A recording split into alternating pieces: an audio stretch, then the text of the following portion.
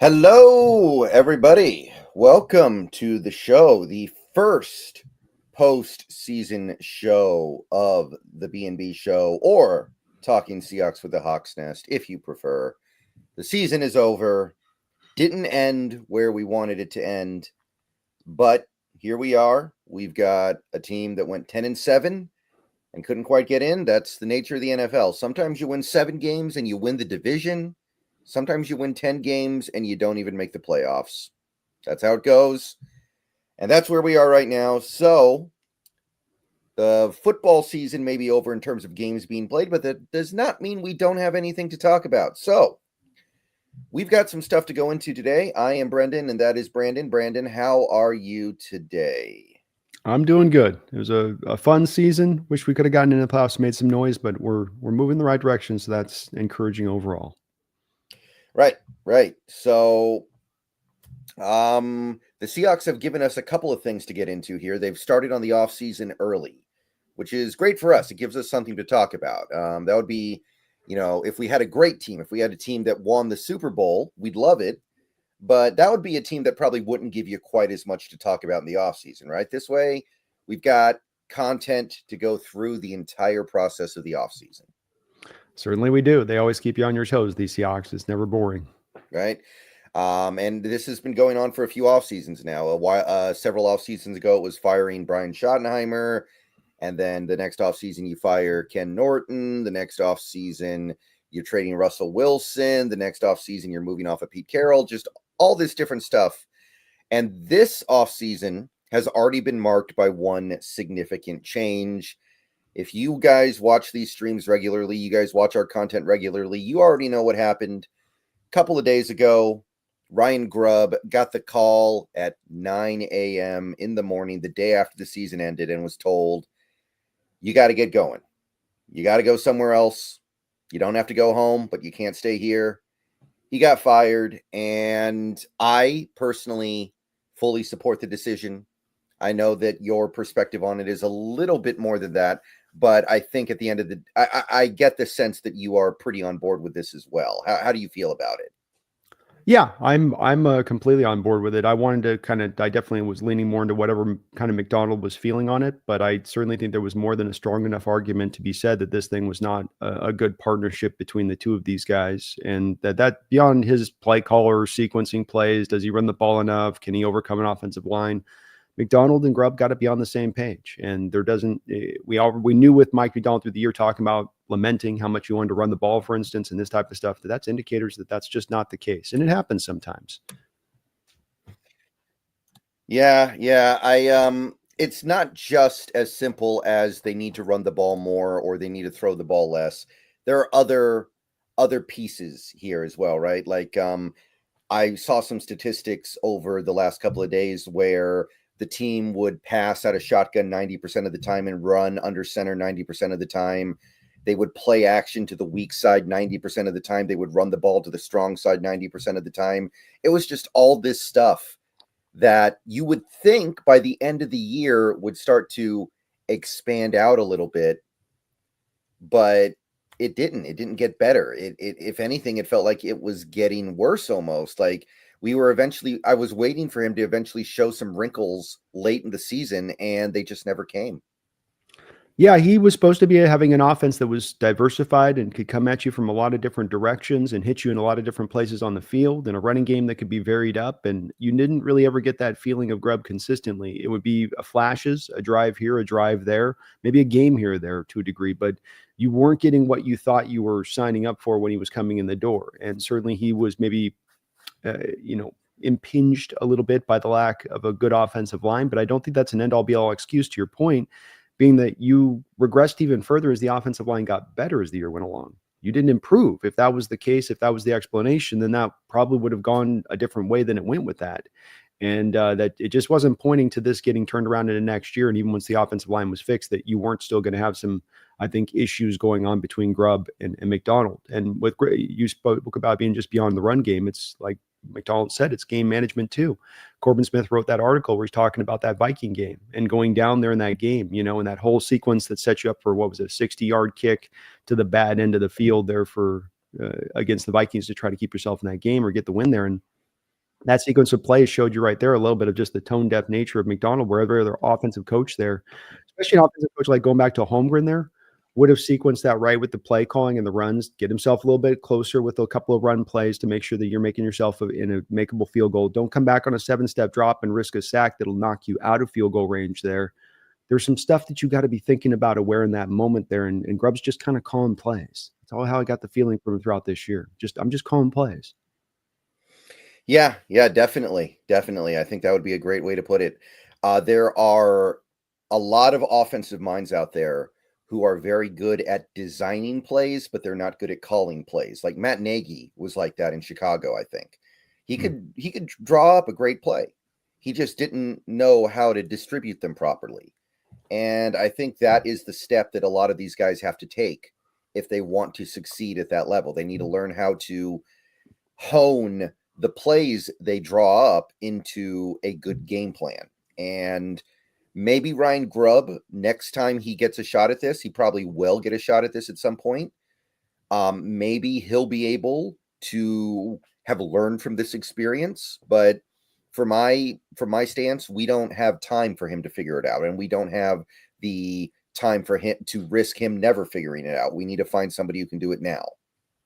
Yeah, I don't think he showed enough upside to me for me to want to, and the organization felt this way as well, to just sort of ride it out until he eventually kind of figures out what's what. And there's too much of a learning curve that seemed to be needed here on this one. Yeah, that's where I come down on it as well.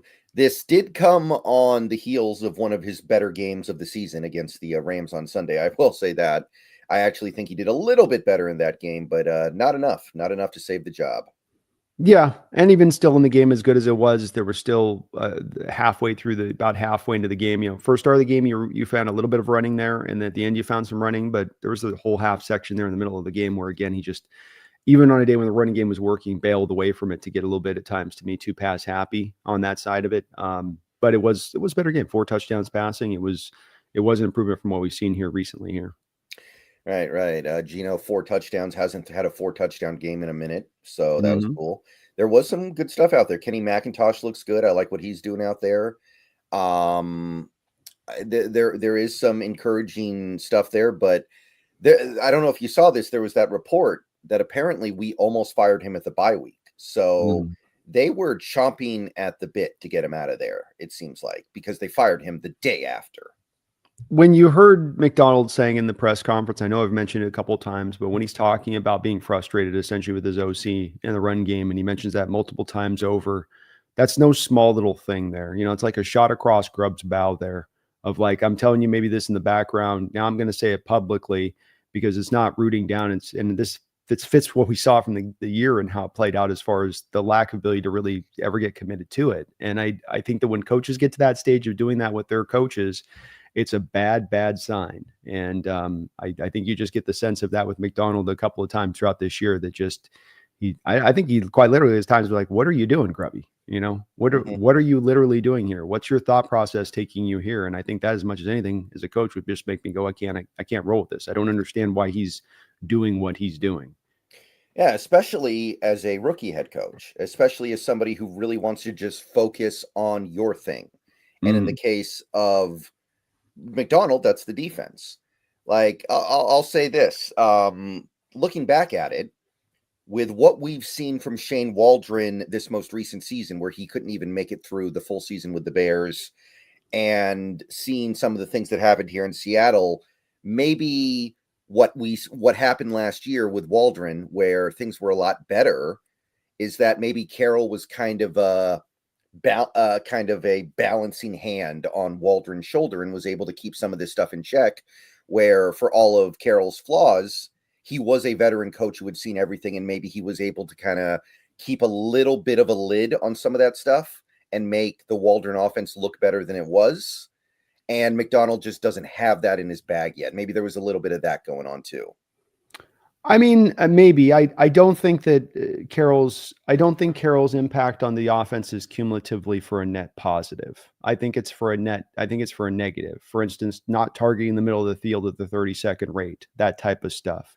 The run game that would never attack laterally. I don't think that that's just Waldron. I think that that was a lot of Carroll wanting to stay in the A and the B gaps. So his tendency to me was to draw offenses down to a very simplified state, which is not winning football in the modern NFL. Your offenses have to be complicated. You've got to run it past just some preschool, low end kind of lo-fi offense without any kind of route concepts that are structured with any kind of intricacy as well. All of that combined to make it very simplified. Did they find some maybe marginally more success last year? Maybe, but it's marginally. It's a smidge, and it's not enough of a factor of a difference to me to say that there's some Carroll factor that came in to really aid it there. It just happened to be that you had Waldron, guy that probably understood more what he could and couldn't get away with at the NFL level because he's been at the NFL level. Whereas with Grubb, you had to go through all that learning curve of, oh, that doesn't work. Oh, that works when I've got the wide hash marks, but it doesn't work here. Oh, these guys are too fast for me to run this kind of play now here like I could at the college level. That's more of what I would describe it to. Yeah. That may be true as well. I'm just trying to figure out how this stuff all comes down where, we came into this season convinced that Grubb was going to be a significant upgrade over Waldron, and then Waldron does what he does in Chicago. And then you're comparing the numbers from last year to this year, and they're significantly better. And I don't know. I feel like maybe it has something to do with that, where McDonald just doesn't have the experience to be able to manage all these different things. And he really needed an OC that could just take care of his own stuff, and he didn't have it. I mean, I think maybe to a degree, but I would come back and push back a little bit on that, just saying, look, we can go to the tangible items where Grubb was failing at, and that these are things that are really easy to understand now why your offense wouldn't be good from prior years because it was so bad. His leaning in so hard to throw the ball constantly all the time, to the 7-step drops, to the throwing long developing routes on 3rd and 2, lack of trick plays, too much of relying on your offensive line, not deciding to run the ball. There's so many things with him that you can go to that are, to me, beyond a coach needing to come in there and instruct him and inform him to do so. It's just him failing at his job. I mean, this is why he's fired after a year. He's fired because he failed, not because he's done a good job. And that's really, I think, is the coach going to come in and have some effect on that? Maybe. But here's where I'm pushing back on this, is because Carroll, for a lot of years, in my opinion, hurt the offense, didn't help it by having that voice in the room. You can have a voice as a coach, but my tendency in history has been on this one, Brendan, and let's see if you are buying it, is that when you get a defensive-minded head coach who starts trying to yappity to his offensive guy, it's because he's trying to protect his defense. It's not because he's letting that offense really go and soar. It's because he's trying to kind of clip the wings. And that tends to be the tendency I see with these coaches. And that was the tendency with Coach Carroll, unfortunately. And so that's why I can't get into that too much. And I don't think McDonald should necessarily have to be doing that. In fact, I want him to stay out of the offense. I want him to be able to give it to somebody that he can trust in doing it, and they'll do the job right. Because I just seen such a history of those defensive coaches mucking things up for the offense because they think they know better. Yeah. Okay. I can get behind that. The reason why I bring it up is I'm trying to figure out how things got that much worse when I would argue the players might be better. Maybe like JSN went from a 21-year-old rookie to a 22-year-old who looks like he's ready to take that next step. You got 7 games from Abe Lucas instead of 3. And yet I know there are a lot of different numbers you can use here. But EPA per play is a big one to me. I love EPA per play. I use that a lot. Mm-hmm. They were 10th in 2023 in the NFL, 10th in EPA per play. This year, I think they were at 19th or something like that. That's crazy. But remember with this, they got about a game and a half less.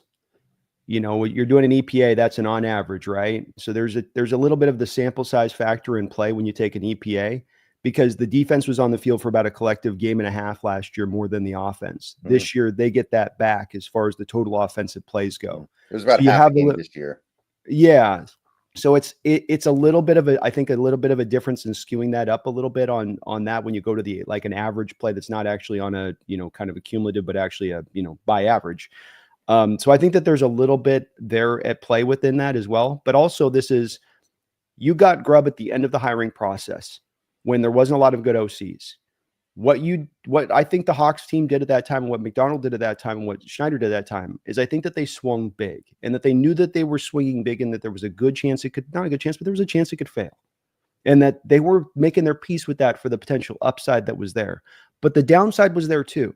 The fact that we don't have any college OCs that are taken from the college game and brought to the NFL level is telling it, especially when we see a situation like this, right? Because the very things that played out is what you would worry about if you were to hire an OC from the college level directly to the pro level without having that experience. And I think that they knew that. They understood this was a potential. It could go this way.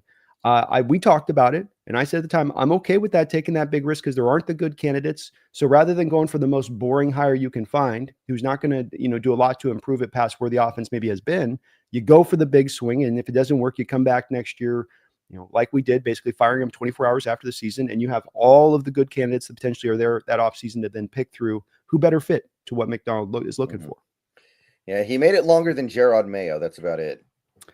Yeah, that's a awful situation there as far as the Patriots are concerned with Mayo. I think that's completely a ridiculous move on their part, and the Patriots start sliding back into a place now of being a long time away from being back to winning again. It will not surprise me. Don't you just love that move when they fire the coach the day of the final game? They don't even wait till Black Monday. It's like the ultimate in disrespect. Do you think they fired him for the you remember the Colts thing with who was it? It wasn't Lovey. It was, remember the Colts guy that won 2 years ago? No, that was Lovey. That was Lovey. It was Lovey. Houston. Yeah. So you remember that Houston was couldn't get him out fast enough after he won that game. Yeah. And then New England won this game. Do you think that was a part of this? I think it's got to be. You're sending a message there, right? You're sending a message when you fire the dude that day. That's got to mean something, because to my knowledge, they never did that in the old days. They never did the day of. No. And I don't understand what it is why are you doing it? I mean, maybe he's just been that bad as a coach in the background, but I thought there was things outside his control that weren't his fault, that, he was making the right decision on sitting down Drake May, and giving him a year to sit. And then all of those stupid ass players in the locker room start we're going to mount a mutiny because you're not starting Drake May. It's we're not going anywhere even when we start Drake May. What's going to happen? We're going to win 3 more games and be at seven wins instead of 4 wins or whatever. So what? Let's do what's best for this kid long-term in the organization. And yet you got the impression that ownership sort of forced his hand to put Drake May out there. And then it plays out that way that we would think. I mean, not to mention they dodge a bullet of getting him injured behind that piss poor offensive line. But so that's where I come back to my confidence in that Patriot organization moving into the future is, very small. Maybe it's just that they want Vrabel, I think, a little bit. That's my sense on this, is that they're going to go and run hard after him, a former Patriot, and just. But you just did this with Mayo, the former linebacker. He has a head coach. I mean, should have hired Vrabel last year, probably, if we're being honest. Yeah, probably should have. Yeah. All right. So Ryan Grubb's gone. I think we've been over that. One interesting note. Scott Huff, not yet gone. And the early word is that we're going to let the next OC decide if he wants to keep Huff or not. Right. That's where people are asking me a little bit about, what about this line coach and then this OC? The way this goes 99 times out of 100 is that whoever you're going to hire as the OC is going to bring their offensive line coach with them.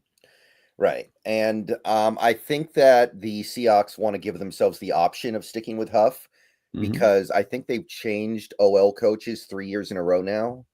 And they feel like maybe that's part of the problem they're having. I thought Dickerson's been our guy. He's been our guy. He was our guy. Dickerson was only there 1 year. No, he was there throughout. Wasn't it Solari? I think Solari was there the first year of Waldron. Solari was there before Waldron. Maybe they want a little bit of continuity there, so they want to at least leave the option open. But I seriously doubt Huff will be here next year, in case anyone's. I know some people have been asking about that. Yeah, it's very, very small, the chances on that one. Yeah. Also still here is Jay Harbaugh, which surprises me a little bit, but maybe there's not as much urgency around a special teams coordinator. Maybe he's also thinking it's the first year of the kick. I mean, the biggest issues was really with the kick return game. And so maybe Mike's looking at him as well, going, well, it's the new rules, got to give you time to adjust, bop-a-bop. But surprising, to your point, nonetheless. And we didn't really have a special teams ace this year. Like previous years, we had Jarek Reed, and then before that, we had Ballore. We didn't really have that guy this year because Reed never got healthy. So maybe they're like, it's not your fault. I'd like to see the team embrace kicking it through the back of the end zone as much as possible through the next games next year. I just give him the ball at the 30-yard line. Don't risk it. I understand coaches want to try to get him at the 20-yard line or whatever on a nice defense on the kick return, but it just doesn't seem worth it for 10 yards to me, versus the offset where there's so many returns going to 35, 40-yard line. All right. So that's about where things stand right now. Now we know that the old guy's out. We do have to spend some time talking about the new guy we might want to bring in, but I want to get to these donos first real quick. Let's see here. Alan Cousin, this is on your side, Brandon. This is a YouTube member. Oh, Alan. Cousin. Welcome, thank you, Alan. Appreciate you for that. All right. Martin Lawrence with the €5. I think it's euros.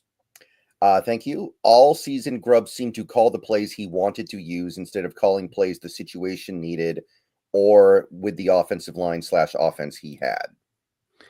Yeah, it was to me, Martin, like a guy that's drawing up his plays and I know he already had his plays, so it's not that he's literally drawing up his plays, but it's like a guy drawing up his plays in the offseason in September on a blackboard. And he's like, we're going to do this, and we're going to do this, and the O-line's going to protect so well like this over here, and they're going to do this. And it's all sort of was some theory from him rather than practicality of what would really work. And really what would work, to your point, Martin, just being logical. We've got one of the worst offensive lines in the league. Why lean on that line for these 7-step drops and the longer developing plays, especially when we have the spread concepts built into what we do? We've got the short passing attack built into who we are from a DNA standpoint. And he just wouldn't do it. And that's the word I've always come back to, Martin. Two words I've come back to time and time again is the counterintuitive nature of how we would run things, where just what works is not what he's going to stay with. What the hot hand is not necessarily who he's going to run with. You're just going to kind of see him just sort of throwing the darts at the wall and hoping he's going to hit the middle point on it. And that's not the way you call a game as a play caller. You got to sequence plays. You got to set teams up. You got to vary what you do. And there was not enough of that. You mentioned some of the stats that were there. There's 31st, I think, in play action in general. On top of it, there's a lot of 32s and 31s under Grubb in some of his offense. And when you get to that predictability, as I've often talked about with our defense, you've talked about our defense, Brendan, with the prior regime and the predictability of coverages and the predictability of fronts that you would run. When you get to that extreme degree at a 30-second rate of predictability, you're now giving the opposition a real big advantage as far as being able to pick up on what your tendencies are going to be able to be, and then be able to make it harder on your players. So you got to find a little bit more of a balance on that, and he just never could. You know what we were first in, though? Shotgun rate. Oh, shotgun. Yeah. We love that shotgun. I know he wanted to live in it, and still wasn't all to our benefit. The stuff we would run under center, the stuff out of play action under center, it would work good, but counterintuitive. Doesn't want to stay with what is going well. That drive me crazy too as a coach. That had me firing a guy after a year as well. I don't know if my patience would last too long with that. Caden H, thank you for the $5. And yeah, this gets into what we've heard so far. Heard we're calling in Hank Fraley from Detroit. I believe he's the O-line coach. Yeah, and good one. Thomas Brown from Chicago. He was the, I think, interim OC and then interim HC to interview for OC. Thoughts? So let's start with Hank Fraley here, just to start us off here. What do you think, if you have any thoughts at all? I know some of these guys are very little known in this league. Yes, he's Fraley's one I do know a little bit about. So there's, Brendan, there's probably in any given one time, there's probably about 5 or 6 offensive line coaches throughout the league that are held in really high regard, maybe looked at as sort of separators from other offensive line coaches. Hank seems to have a little bit of that reputation starting to build for him. He's not to the place necessarily of a Howard Mudd or a Scarmecchia, or maybe, he's not getting that, but his reputation has really risen high.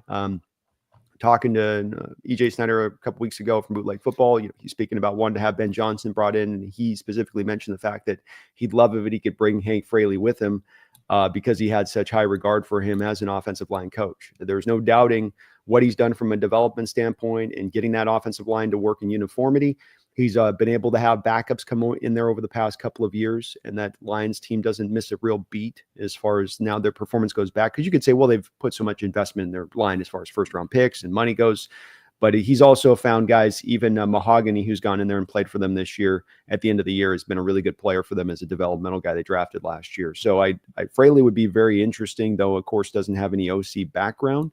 So, you're definitely on that one in a little bit of that place that I don't really like as much, Brendan, here, which is trying to kind of guess and hope a guy's going to be able to call plays versus having guys who's actually call plays. But sure would be nice to get Hank in here as an offensive line coach if you could just do that alone, if you could throw him a lot of money or something. Thomas Brown, not as much to go on from him there. He was the offensive coordinator for the Panthers in 2023. Didn't do necessarily a particularly good job in 2023 as an offensive coordinator. So he's bounced around in a couple different places. There's not a lot to go off of with him as a coach as far as, for me, Caden, I really want, and I think Brendan might be a little more open to this, but I'm more leaning heavily into the give me the track record guy. Give me the guy that's had success in this league and doing it, that we don't have to go through the growing pains on here, that Mike McDonald doesn't have to keep watching him to make sure he's doing his P's and Q's. And that wouldn't be either necessarily these two guys in that respect, but this may be the way we go. Yeah. Thomas Brown, it is worth noting, although this is a small sample size, when he took over for Waldron for those first 3 games, the offense improved pretty significantly. And then when Eberflus got fired and Brown got bumped up to head coach, the offense regressed. So those 3 games, you did see something a little bit better. So maybe there's something there. They had 3 close losses in that run. I think it was Vikings, Packers, and Lions, if I recall correctly. So little something there, and then he's just completely in over his head as head coach, which should surprise nobody. So, and that team checked out too. I mean, that's that we heard, is that team was checking out, and the players were playing for themselves once LaFleur was out. Yeah. So I think Fraley would definitely be a pretty good hire. I definitely think that the credentials are pretty strong. It's just one of those things where, again, it's a gamble. You are making a gamble there, and the reality is there are only a handful of guys that we can go get that have the experience that you were talking about. And that's what I want too. I want to be clear. I actually agree with you. I want somebody with the proven track record of play calling, but I also recognize that there are only so many of those guys. And by the way, some of those guys might be happily retired at this point. Like a lot of people are talking about Doug Peterson. I would definitely take Doug Peterson. He might just decide, you know what, I've had enough of this NFL stuff. I'm going to go sit at home. Same with a guy like Frank Reich, who said last year, I'm retired. You might not be able to get him out of retirement. No, it is true. I think there are candidates out there you could find that have had the track record, but maybe they get wooed too by one of these guys in the interview process that just blows them away. And of the options that have the play calling experience that we're talking about, like some of them are not going to be super appealing. Like what if, and it looks like this isn't going to happen, by the way, but what if Mike McCarthy gets let go in Dallas? Would you want him as an offensive coordinator? That's not super appealing, right? No, I mean, well, you don't just want a coordinator that's just a guy that's done it for the sake of doing it. And then in the case of McCarthy, that's a guy that neither of our opinions have ever been particularly high on him. I don't think that so it's, you're not just getting a guy who's just got track record, and that's then what it is. You're getting a guy with track record you also feel good about. And there are ones that aren't going to get you as excited. I agree. That's one that wouldn't do much for me at all. I would have no interest in that. But there's other guys out there that you can go and find that have a track record, who have done it before, that know what they're doing, that it's not a wasteland of just a bunch of newbies out there that you have to sort of pluck through. And there's no chance that there's any guy viable that, hell, there's one guy last night I was looking at, Mark Trestman. Guy that's been a good coordinator in this league, got the best years of Matt Forte out of his career. Who didn't he win like 4 CFL Cups or something? Something like that, I believe. He's currently with the Chargers as well. So there's those Harbaugh connections between him and Harbaugh that we kind of think about at times. He's going to have a running game that he puts together, that he knows what he's doing with that. It's going to be a balanced offense. Coached in the elements out there at Chicago, understands, some of that side of it that I want to be having a coordinator think about. So that's the kind of guy that I think a little bit you could look at and find out there across the league that would be more of a candidate that I'd be looking to than some of these guys that is just a little bit, again, back to that, let's take the big swing and see it. And if you whiff, especially if you're whiffing when you're in a position of thinking that your team is ready to contend and that you're making moves like you're ready to contend, well, that's now going to be problematic as far as, trying to get that fixed versus finding the guy that at least you know what you're going to get. Yeah. Getting the guy with experience is my preference too. We're on the same page there. But I do acknowledge that if somebody like Josh McCown walks in there and blows everyone away at the interviews, he might get hired, and I'm not going to be upset by that. Like, people speak very positively about him. I'm going to give that a chance. I just am aware of the risks, and right now I don't really feel like taking a risk personally. I'm not going to poo-poo it and get pissed off about it, but at the same point in time, I'm going to say this is not the route I would have gone. And it's not a route that I'm going to say that I know is going to be successful for sure, because Josh McCown blew them away in the interview process. The man's never called plays before. He's relatively new to coaching. Maybe the upside's there and they can recognize that, and cool to them if they can. I will say this. They didn't exactly recognize the OC talent the last couple times from Schneider's perspective in Waldron and in Grubb, taking a flyer on these two, like, well, we don't know what we're getting, but we hope. But he interviewed so well, but we don't know what we're getting, but we hope. But he interviewed so well. You've done this twice and it's failed. So you're going back again, trying something that's the very same thing you've done now 3 times over. Maybe it will work. And this is how a lot of OCs aren't good until they get a chance. You don't know, and I get that that's a part of this process a bit, but I'm just trying to also avoid where we've gone wrong recently too. Remember, with me, it's about correcting and fixing mistakes. It's about stopping making the same mistakes you might be making over and over again to try to find that answer that's actually the right answer, rather than making the same mistake. Yeah, that's what I want as well. I want somebody proven. That way, if things don't go well, we know it's the players, right? There will be no more, oh, it's the OC's fault. Like, exactly. If Frank Reich comes in here and fails, it's not his fault. He's done enough in this league to where we know that.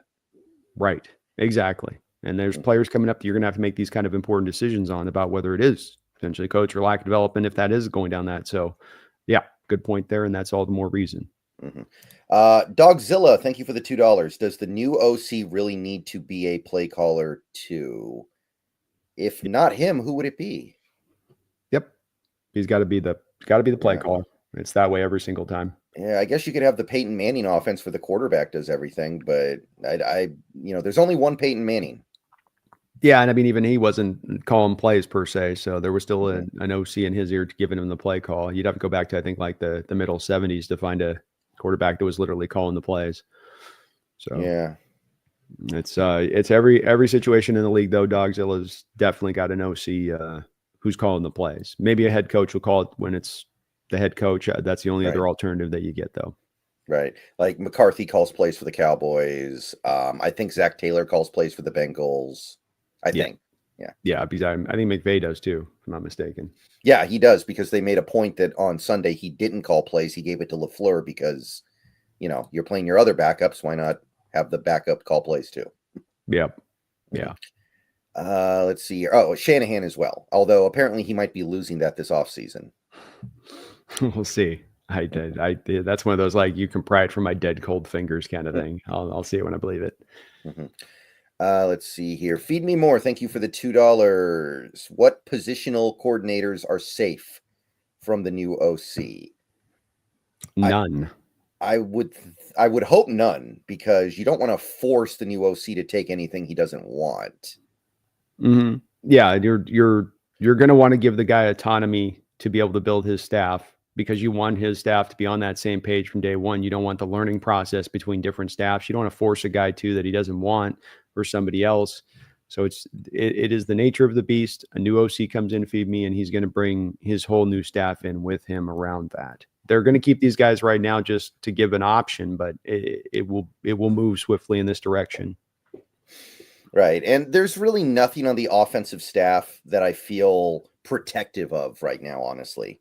No. Like, maybe, in the old days, there was a guy like Dave Canales who I would have wanted to keep around no matter who the OC was, but we don't have Dave Canales anymore.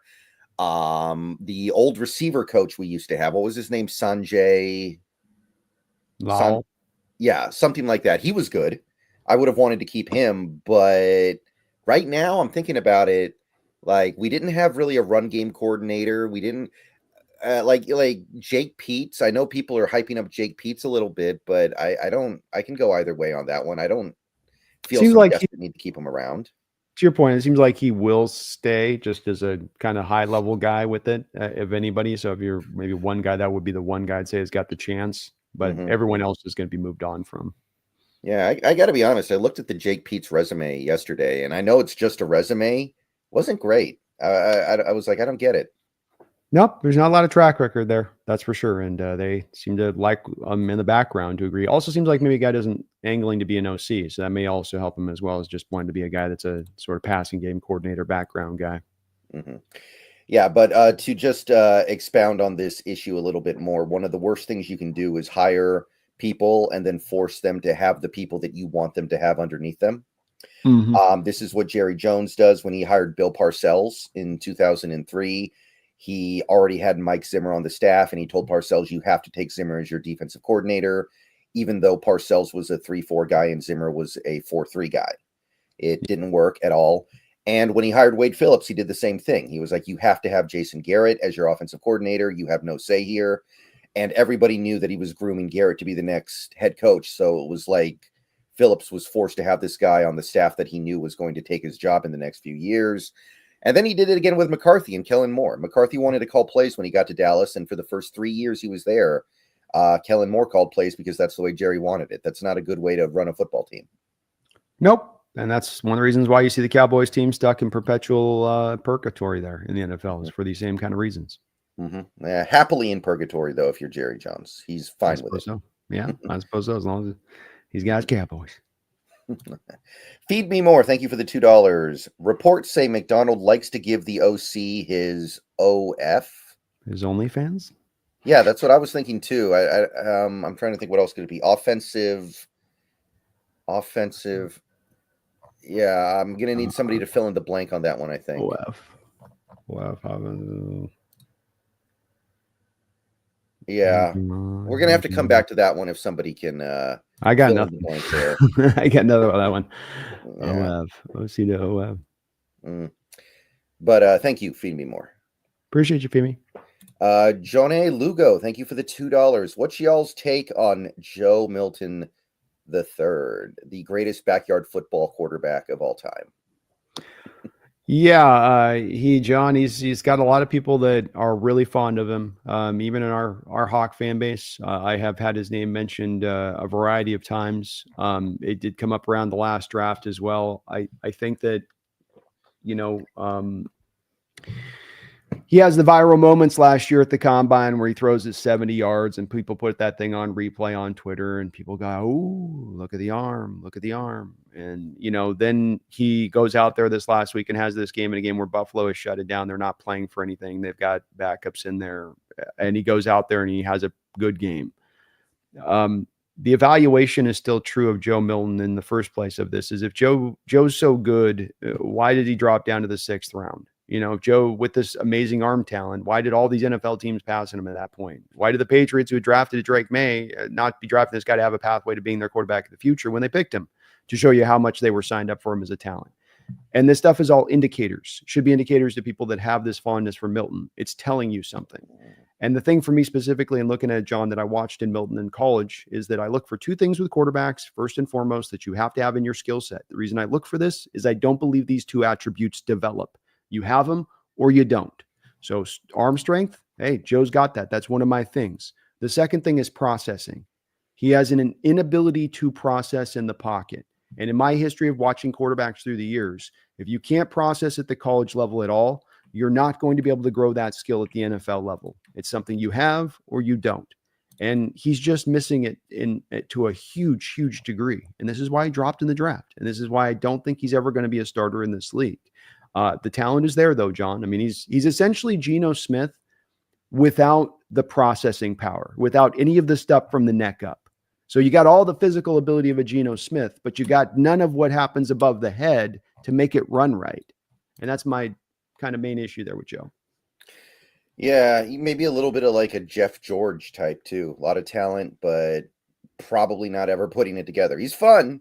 But yeah. Talent's there. Yeah. I mean, he's got some mobility. He's got the arm strength. He does, but It just comes back to watching him at Tennessee, where it's a very simplified offense. It's a very easy offense to run. So in those few moments where it's a little bit like Quinn Ewers, it's like Ewers in this manufactured offense, but in those few little small collection of throws he has to make over the course of the game where he has to process and make actually a decision on something and actually read things, he completely collapses in on himself. And the same thing was true with Milton.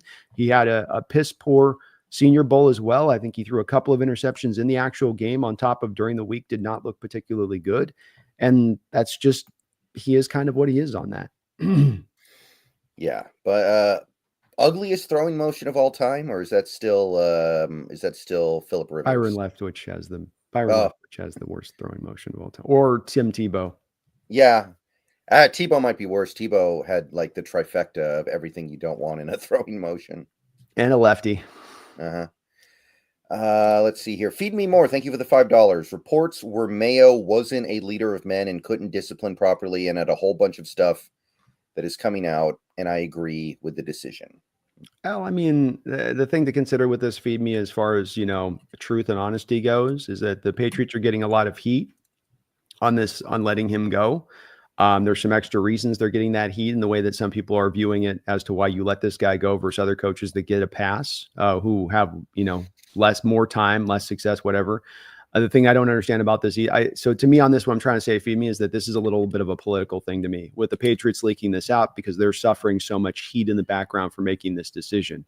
You just suddenly figured out a guy that's been in-house in your organization for years. You just come to figure this out as he becomes a coach, that these are parts of what he comes to with him as a coach. I don't buy that for a second.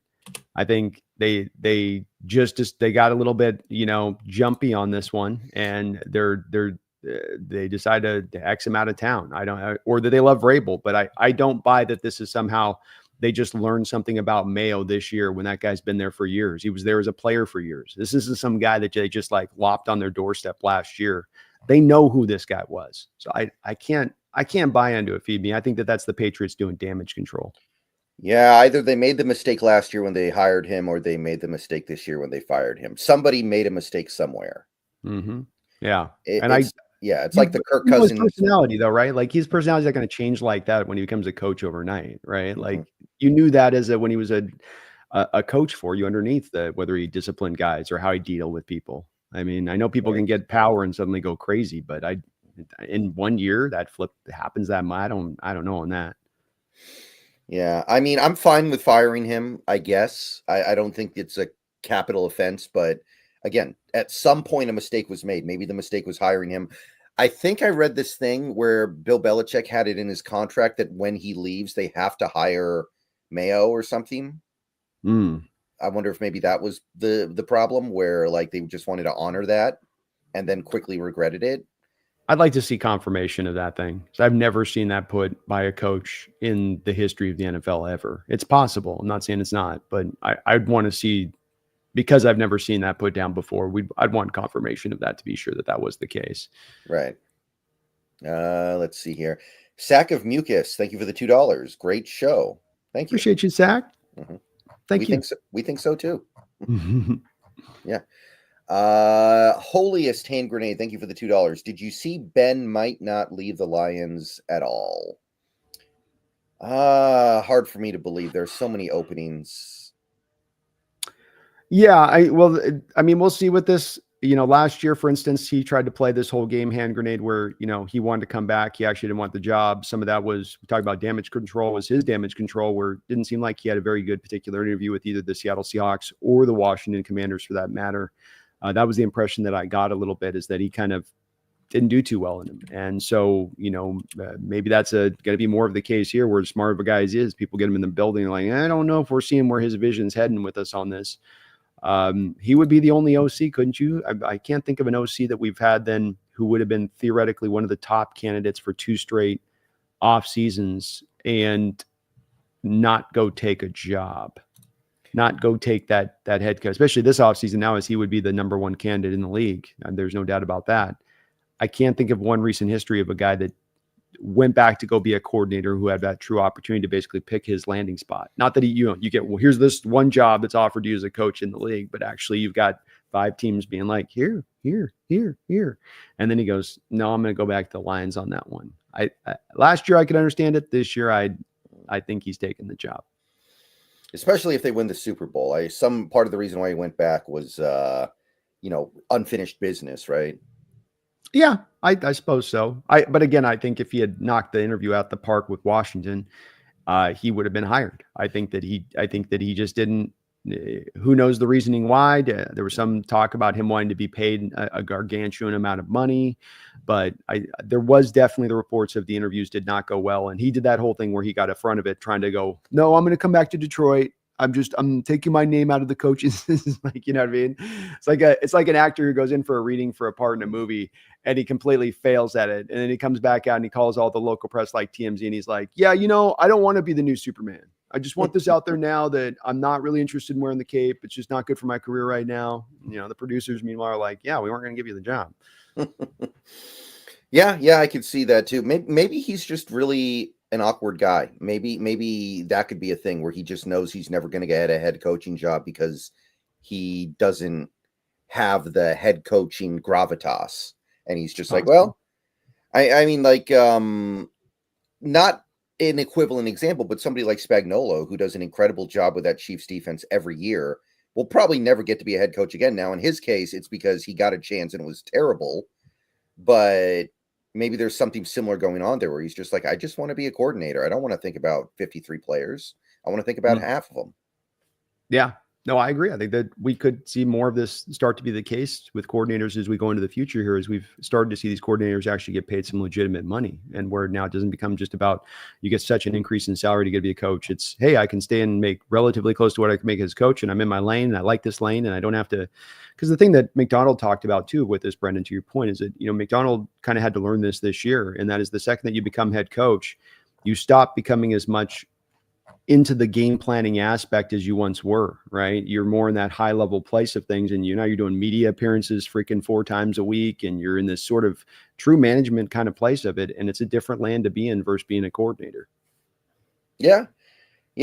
Especially if coordinators start getting paid massive amounts of money. Like what if the Lions decide to pay him like a head coach to be the OC there? Maybe what's the difference? Yeah. Especially if I'm going to an organization like, let's say, Chicago, they go through coaches like, like man eaters, I mean, just, it's like, do you want to step into that mangler, man? Do you want to be like, oh no, I'll buck the trend that's been in place since Ditka. No, I'll be that guy. I wouldn't feel confident about it either. I'd be like, there's a lot of failure on this job. This is bad. You got an ownership by committee thing going on. And I mean, back to this too, it's like the jobs around that are available in this league right now. You got the Patriots bailing after 1 year on a coach. You got Khan down there in Jacksonville on interviews with literally his general manager in the side-by-side frame being like, well, if the new coach doesn't like his general manager, maybe we'll let him go. It's like, dude, there's some ownership groups that are a little bit kind of wild with it. In Chicago, it's not owned by a single entity. It's a community. They don't have a lot of money. That you maybe not a great landing spot for Ben when he really thinks about it, especially if the money's pretty equal. Yeah. Did you hear the quote from the Bears guy the other day about how he doesn't feel like a head coach and a GM need to be on the same page? Who said that? I think it was the Bears, not chairman. It wasn't the owner, because the owner's like 130 years old or whatever, but I think it's the chairman of the Bears organization. They were asking him, he's like, yeah, I don't think a GM and a head coach need to be on the same page at all. It's fine. More increasingly this year, as I hear stories and stuff coming out at times from these NFL organizations and how they're being run, it makes me more and more emboldened to sometimes the stuff that we talk about here and trying to get to the intelligence side of things, to where I don't think all organizations are operating intelligently. And I think that there's different motivations that drive different ownerships groups. But this is, where you can see stuff where people do things stupidly where you wouldn't think. We would think, look, there's the collection of all this brain power in these organizations, Brendan. There's all of these supposedly smart, successful men to get to where they've gotten. Certainly they can't be driven by a dumb process. Certainly that can't be the case. And yet you get faced with things like Woody Johnson saying, no, we're not going to trade for Jerry Jeudy because his Madden score isn't high enough. We live in that world. mean, that's the world. This is not like in theory some 5-year-old said that. There's a literal owner who owns an NFL franchise who told his general manager to turn down a trade for those reasons. And so here we are, man, and it doesn't surprise me because we're just seeing more and more of it kind of coming out at times on this, but it's dumb. That's so stupid at so many different levels. I can't even understand how you would think that was a smart way of going. Oh, we got a little bit of breaking news here real quick, just we're going to get back to the donations, but you want to break a little bit of news on stream here? Yeah, let's do it. The Seahawks have requested to interview Clint Kubiak for the offensive coordinator position. So we have a third interview on the board here. There's my guy, man. That's my I've got a couple different guys on this, but that's one of my guys is Clint Kubiak. He took over the Saints. He was the Saints offensive coordinator last year. And you look at what he did with Derek Carr, where Derek Carr was really through a lot of the year before the injury, especially, was kind of on pace for maybe having one of the better years of his career. And he was doing it with a lot of kind of smoke and mirrors there with New Orleans, because you had running back, save me on this, Kamara. You had Kamara, yeah. You had Kamara, so he's working a lot of Kamara. Then you had Olave. Shaheed is kind of their speedster there. Shaheed, I think. Shaheed or something. The guy with the really fast 40 time. Yeah, and he's kind of a big play guy. But absent around that skill position, guys, you didn't have a lot else there to work with on that. And so again, back to manufacturing, kind of smoke and mirrors to make it happen. And yet the offense was performing really well. The other thing that he overcame that this is the important part on is that Saints offensive line run blocked really well. I mean, they were creating holes like nobody's business. Penning has developed into a monster as a run blocker, but my God, that man is still kind of a revolving door as a pass protector there. Mm-hmm. And so he had bad pass protection, yet still able to make that offense roll with a Derek Carr at quarterback, with the smoke and mirrors as far as the skill position players around him. I think that was a very impressive job that he pulled off there with New Orleans this past year. And there's some echoes to our situation here that could well accommodate him. On top of the fact that, he's got a track record, the pedigree with the father, who's won a Super Bowl, I think, with Denver as a coach there when Manning. I think that he was the guy there at that time. So yeah, that sounds right. So, he's I think even I think Niners are hiring his brother or something. But yeah, I would love this hire. That would be a great fit here for us. I think that guy kind of checks the boxes of what I'm looking for. Yeah, that's got to be one of the top guys, I think, especially with the nepotism of the NFL right now. That's actually warranted nepotism, right? That's, yeah. That's not a situation where he doesn't deserve it. He's done stuff. He's done something. It's that Saints team has got some talent offensively, but he had them performing well above where I think their talent was at. And isn't that really the greatest indicator of an OC is you take whatever talent you have and then elevate it up, not necessarily dominating, but just, can you elevate up that cast? And if we put the right talent together, you'll elevate it a little bit more. And that's what we want from the OC. On top of it, brings the balance. It's going to use light backs out of the backfield. And, it's not all just, 7-step drop city and throws. So yeah, he'd be really good. What if he brings his dad along as an advisor in like the I love it, man. role? Yeah, I love it, man. It can't hurt. Kyle Shanahan still got his dad in his ear. Just because Mike Shanahan ain't in a booth with Kyle, every week those guys are probably on the phone going over stuff, and that it helps having that kind of bastion to lean upon. Yeah, yeah, I like it. That's definitely the best of the 3 interviews so far, I think. I would agree with you there. Long live the king. Thank you for the $5. This division could possibly be a carbon copy of the NFC North, meaning 3 playoff teams, with our 2025 schedule. So I assume you've seen the schedule, at least in terms of the opponents listed, and it's pretty soft for the NFC West. I agree with that. I don't think we have nearly enough information to say we're going to produce 3 playoff teams like the North did. I mean, what if McVay might retire, Stafford might retire. These things are still on the table. The Niners, what are they going to do? Are they going to pay Purdy? Are they going to take a step back for 2025? It's possible, but I feel like every team in this division could go pretty strongly one way or the other.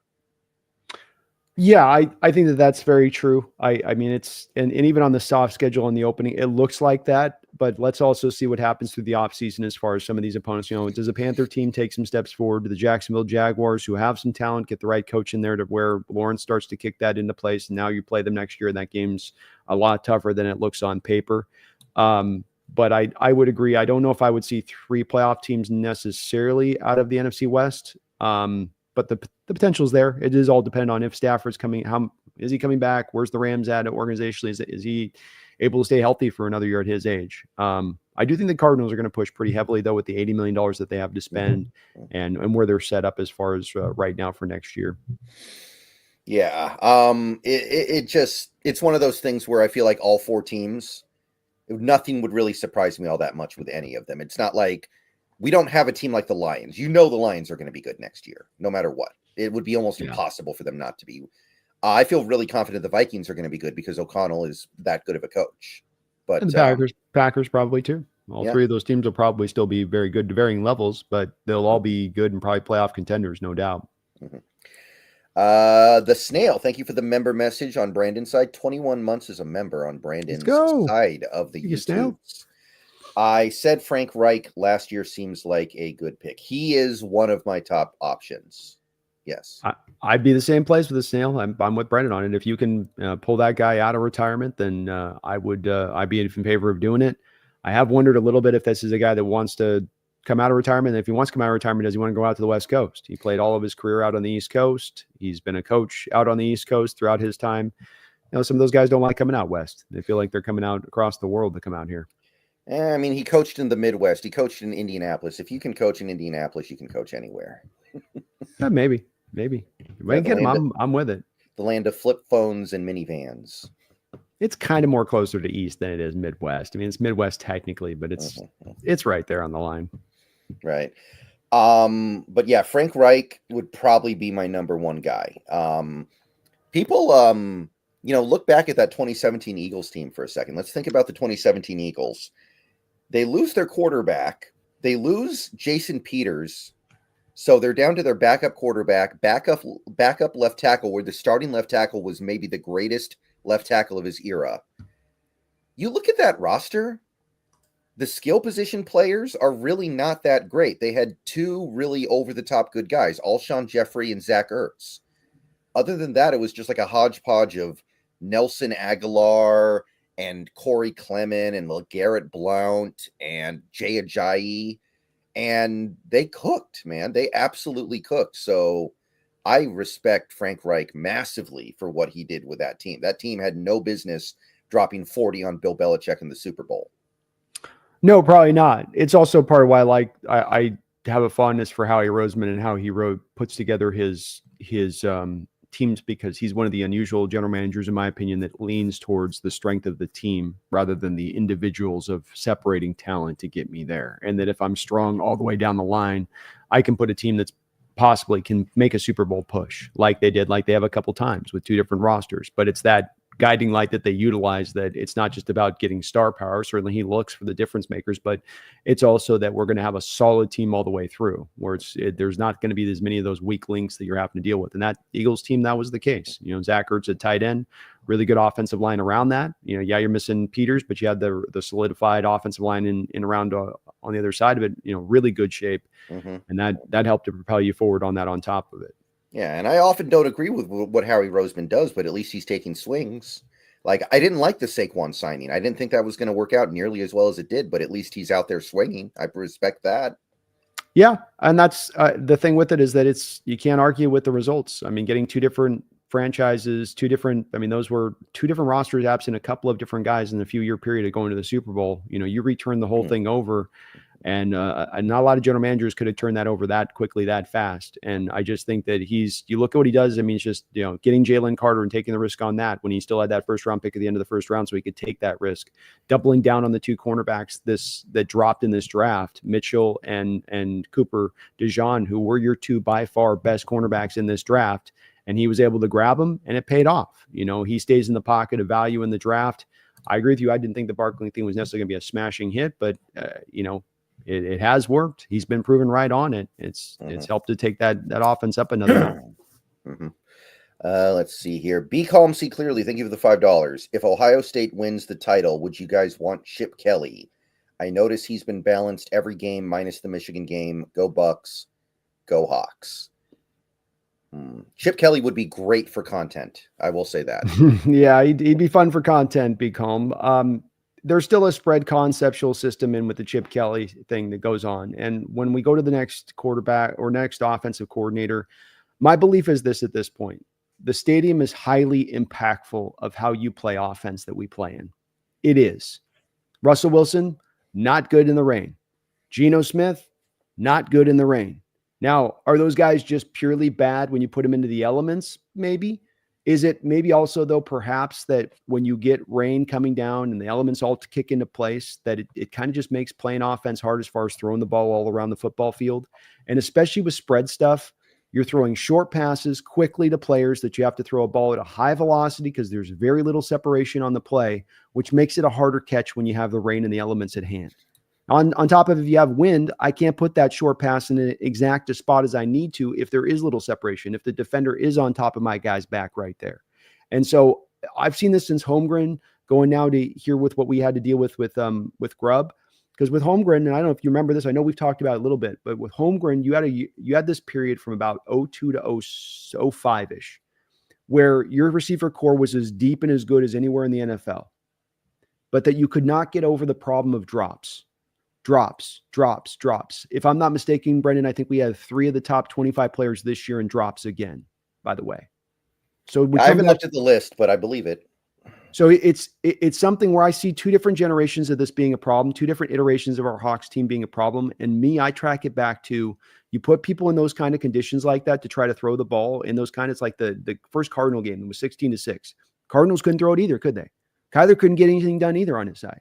Because you just can't, in those conditions, throw the ball. And I know I'm going a long way around on this point, but the point I come back to is that you're not in a stadium that's conducive to spread concepts. You're in a stadium that's conducive to a balanced offensive attack that's going to run the ball, that can pass to and take its shots down the field, I would say, but less about the short, quick throws where you've got to have your quarterback steaming a ball out from 5 yards out, and that receiver's got to try to catch it when it's wet and wild.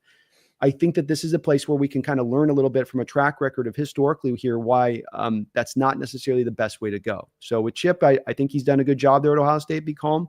But that's my worry, is that I think a spread concept in the stadium is just not a good fit. Yeah. Next time, build a dome. And that's exactly. Okay. Exactly. Mm-hmm. But yeah, I think with Chip Kelly, it'd be better than Grubb. But I think you'd have the occasional game where you would have like 150 yards of offense and 3 points. Yeah, and agreed. He'd have a hard time surviving that. We'd see games like that, and we'd just immediately revolt as a fan base. Yeah, I agree with you on that. And I think McDonald just dealt with too much of this year, of the negative side of that, of what you'd get, that he'll be too fearful to climb back into that box once again. Mm-hmm. Right. Seth, thank you for the $4.99. With a young head coach, can we go after someone that's proven and experienced in the NFL at OC? Bieniemy, Kelly, and Peterson. Yeah. So we already talked about Kelly, and we already kind of mentioned Peterson. How do you feel about Peterson, by the way? I don't know if you commented on that. I mean, the problem with him on the proven track record thing is that, you got Frank Reich in there when he's back over there at the one point. I think, you look at him with a KC when he was the OC there. He's one of those guys that was an OC under Andy Reid who didn't call the plays. I don't know if he's got as much of that tried and true track record to him as that play caller that I'd like to see. Yeah. Jacksonville had that one really good year with him. I think he was the play caller then, but that's about it. The year they won the playoff game. That might be right. That might be true on it. I just think he's, it'd be okay. Let me check something here real quick. The OC that year was Press Taylor. Okay. And it looks like Doug Peterson was the play caller. So that's good, I guess. And I do like Doug Peterson. He's a local guy too. But I think you could do a little bit better than that personally. Yeah, I wouldn't hate it.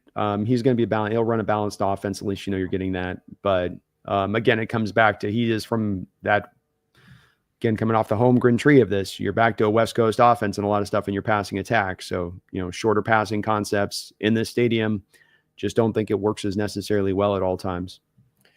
But let's talk about Bieniemy here, because that's the new name that's being mentioned here that we haven't talked about yet. That's the one that comes up a lot, and then he never actually gets the job. And I think the shine's off the apple at this point. He just crashed and burned at UCLA this year.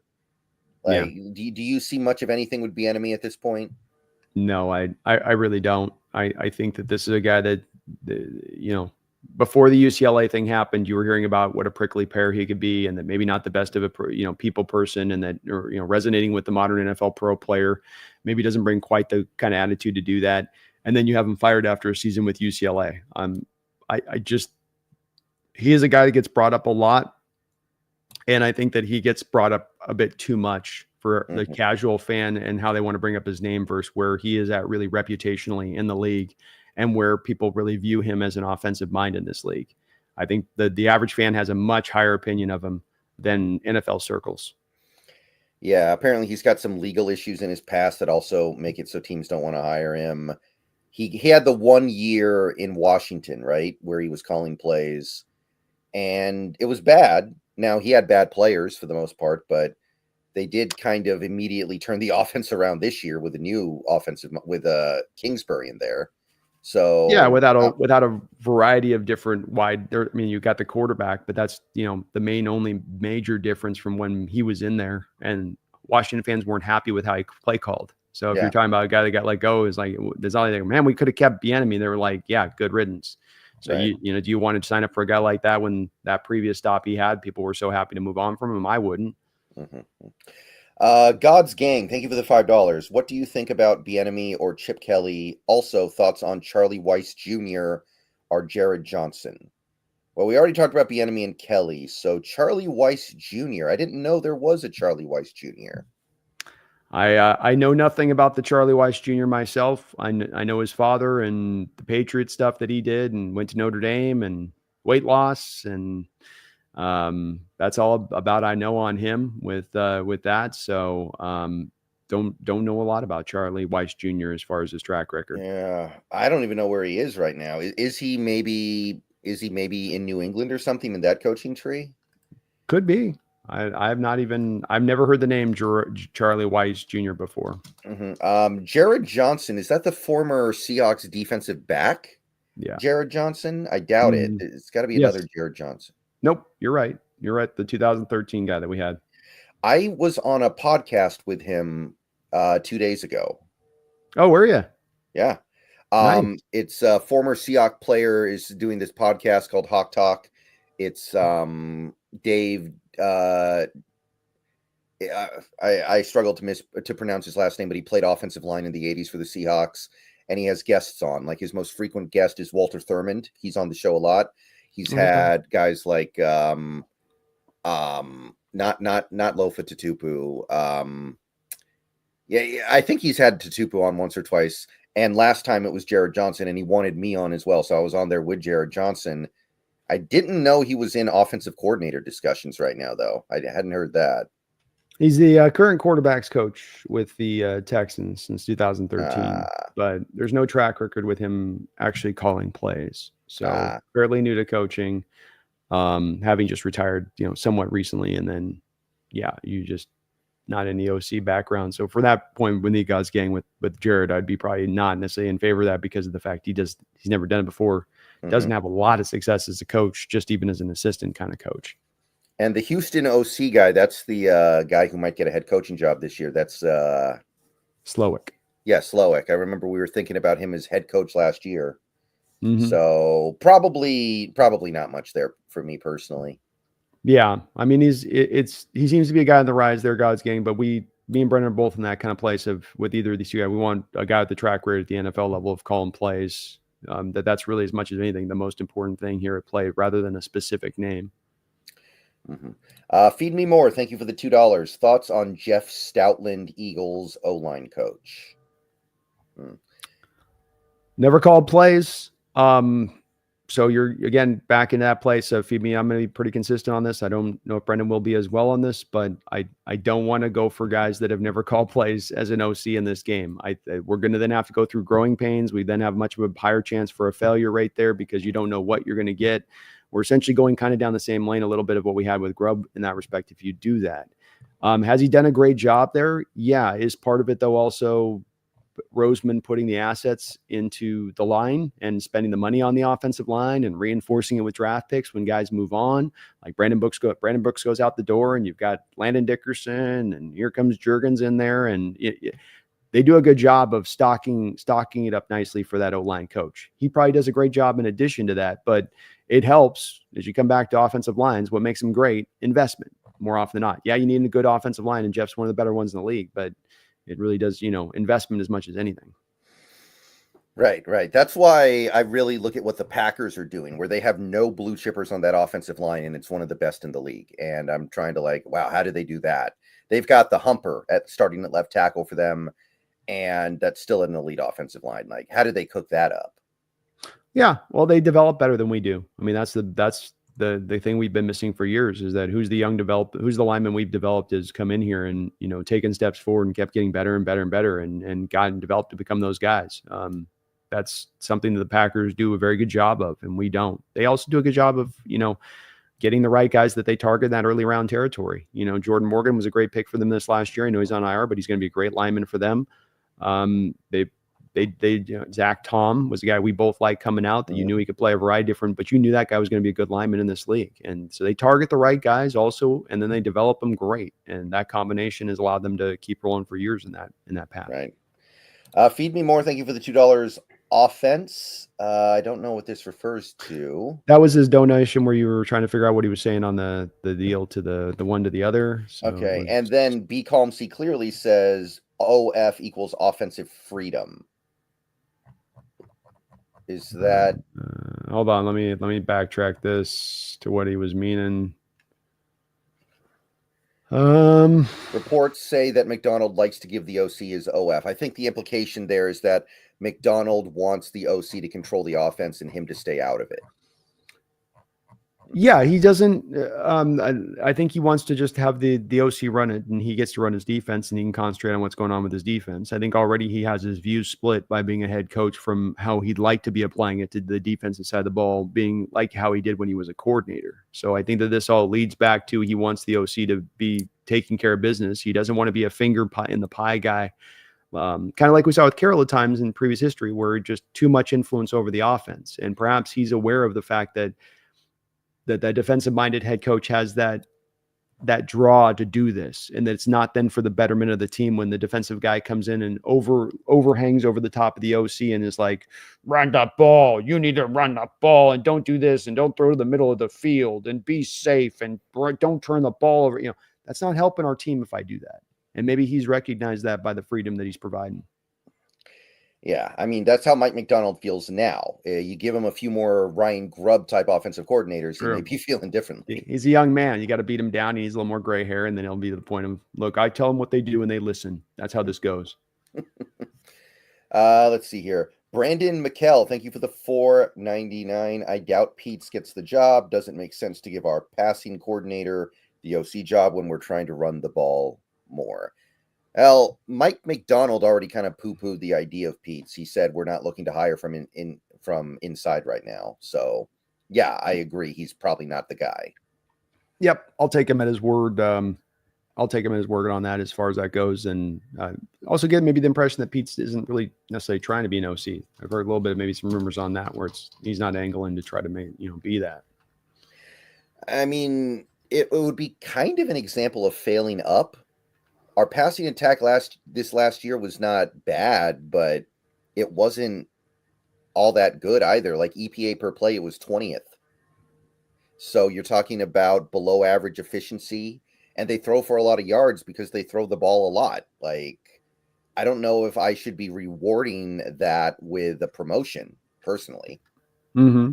I think that's a fair point. I do. Mm-hmm. And I don't know if it's fair or not, but there is something implied when you hire from within that I think is not desirable. It implies that you didn't do the due diligence in trying to find the best possible person. You just hired somebody who was there. And it maybe also implies that you can't get outside people to come in because they don't want to be part of what you're building. So I want to avoid that. I think that's a fair point. I think the other part of this is it's the hubris to believe that you have the most brilliant candidate in house, right? Like you have the landscape of college and pros, and you have all these coordinators out there and all these possibilities out there. And that no, the smartest guy's in house. That's the thing that bothered me with Carroll on some of the DCs that he would hire. Is it always has to be in house. It's like, well, what are you looking for? The most brilliant guy, or are you looking for a yes man? And I think you want to go find the most brilliant guy. You want to find the smartest possible candidate, and that's not 99%. That's not going to be in house, right? And I'm glad he said that, because I feel like coaches tend to default right now to saying things like, oh, we're open to everything. So the fact that he immediately shot that down tells me that he's actually trying to avoid that. Agree. Yeah, I'd see it the same way. Feed me more. Thank you for the $2. Is it me, or every year more coaches get less time? That'd be an interesting study to try to chart. Less time for what? Less time to have success before they get fired. Oh, yeah.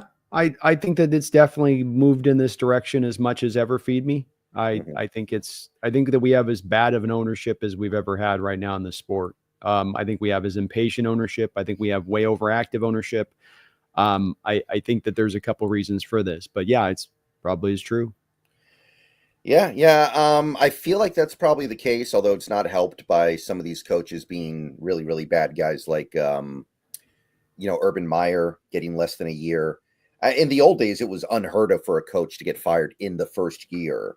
But now you got guys like Urban Meyer. You had Nathaniel Hackett in Denver. It's now becoming a little bit more regular for guys to just only get the 1 year. It was very rare in the old days. Yeah.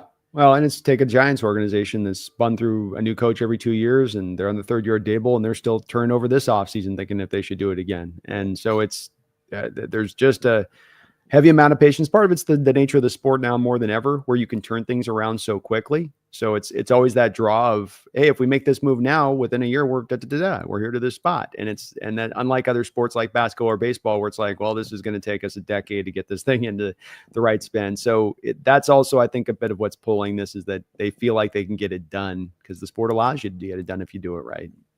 Right. John Stewart, thank you for the $1.99. Mike Munchak, maybe? Never called plays, right? Never called plays, head coach for the Titans for a couple of years in the 2013s-ish. Didn't do necessarily a very good job. I believe a Hall of Fame offensive lineman, had a great career in that side of it. But if I'm not mistaken, I'm doing a wiki check. I think I'm right on this. I don't think that he's been in the league for the last couple of years. So hasn't called plays before, John. Been out of the league for a couple of years at this point. I'm guessing that he's more heading down into the pathway of retirement more than anything else. I feel like with these retired coaches, you can always lure them out. You just need to have the right amount of money. It's pretty rare somebody's just like adamantly retired. It's possible. He is a guy that, played on the Oilers run and shoot back in the day. And again, had a great career in that point, but just not a lot of track record there as a coach for offensive coordinator or running an offensive show. Upo, thank you for the $5. Hey guys, love the talk. Appreciate you. Totally on board with Kubiak. Thank you, Upo. Yeah, Kubiak will be one of my main guys. I've got a crazy scenario too for you, Brendan. You know how I love to come up with my crazy scenarios. Okay. You want to hear it? May as well. The Pittsburgh Steelers lose this next weekend in their playoff game. The Bears trade for Mike Tomlin, giving the Steelers a second-round pick. Arthur Smith comes to Seattle, bringing with him Russell Wilson on a veteran minimum deal. Well, I was with you for most of that. Well, I mean, I was on board with most of that for sure. I think Mike Tomlin has the job at Pittsburgh until he retires.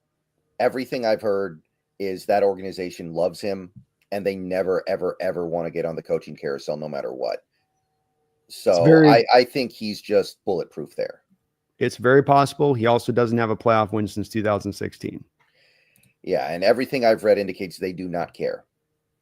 And again, it is possible, but it's just something too where you do wonder a little bit, especially if there's a team that offers them some draft capital on that, where 2016 is a long time ago, I mean, we let Carroll go after not having won since 17. It's 2016. You haven't had you're working your way to 10 years before you even had a playoff win. Say nothing to being a contending team. And you're right. That's not an organization that moves fast like some of these other teams do. They're going to be patient to a fault. But something that I do wonder about if that happens to be another loss this upcoming week where they've got potentially some decisions to make going forward. Mm-hmm. And I don't think Arthur Smith would bring Wilson. I don't think he likes Wilson. I'm not necessarily sure either. It's just as much of it's more of kind of just a fun outside the box, just completely left field option. Russ comes back, tries to, clean up a little bit of the legacy there, goes on a vet minimum deal. There's no cost to Seattle. They run that run heavy system. He's got familiarity with it with Smith's system already at that point. But I'm with you on it. Yeah, it's kind of like I said, it's kind of a crazy thing I was thinking about the other day. Even if take Wilson out of it, just maybe the Arthur Smith aspect of it, if you were to get a. Yeah, I think that's more realistic. And apparently, Wilson's looking for like a Kirk Cousins contract this offseason. Of course he is. Of course he is. Of course he is. Yeah, that was more about a month ago when he was actually playing a little bit better, though. So probably at this point, he's got to bring it down a little bit. Maybe a little bit. I mean, a couple notches on that one, I would say. You're not getting anywhere close to that Cousins money. So yeah, but I mean, I think Arthur Smith's great. I love that idea. Like, I feel so bad for him. He's such a good offensive mind. And these last few years, he's had to work with Marcus Mariota, Desmond Ridder, Justin Fields, and washed up Russell Wilson. It's like, get this guy a real quarterback. I think he conquered the world with even like CJ Stroud. Give him CJ Stroud. He'd rule the world. Totally agree. Didn't have it at Tennessee either with Tannehill. So it's like, he's not had that guy, and it'd be great to be able to give him that guy. And I think he's got his running game system is one of the better in the NFL, and it's diverse. It's detailed centric. It's got little details in how he has the linemen block it up. That's different from other offensive minded coaches. He's very unique in that way. He would bring you a running game that would work. No doubt about that. Yeah, and he turned Tannehill into an elite quarterback that one year. He had like the 119 QB rating. All through play action, man. They just did play action to Henry all game, and Tannehill killed it. And it's play action under center. I love that as a fit for our stadium. That those stadium conditions, like that kind of game style, that kind of heavy amount of that in the stadium, I think would work so very well. Feed me more thoughts on football media being Cowboys and politics now. I think he's just talking about there being politics kind of starting to leak into the NFL at times, or it's already been for a while, but Okay. I mean, I don't really have any thoughts on it. I don't watch most mainstream sports media, so I don't have anything to say about it.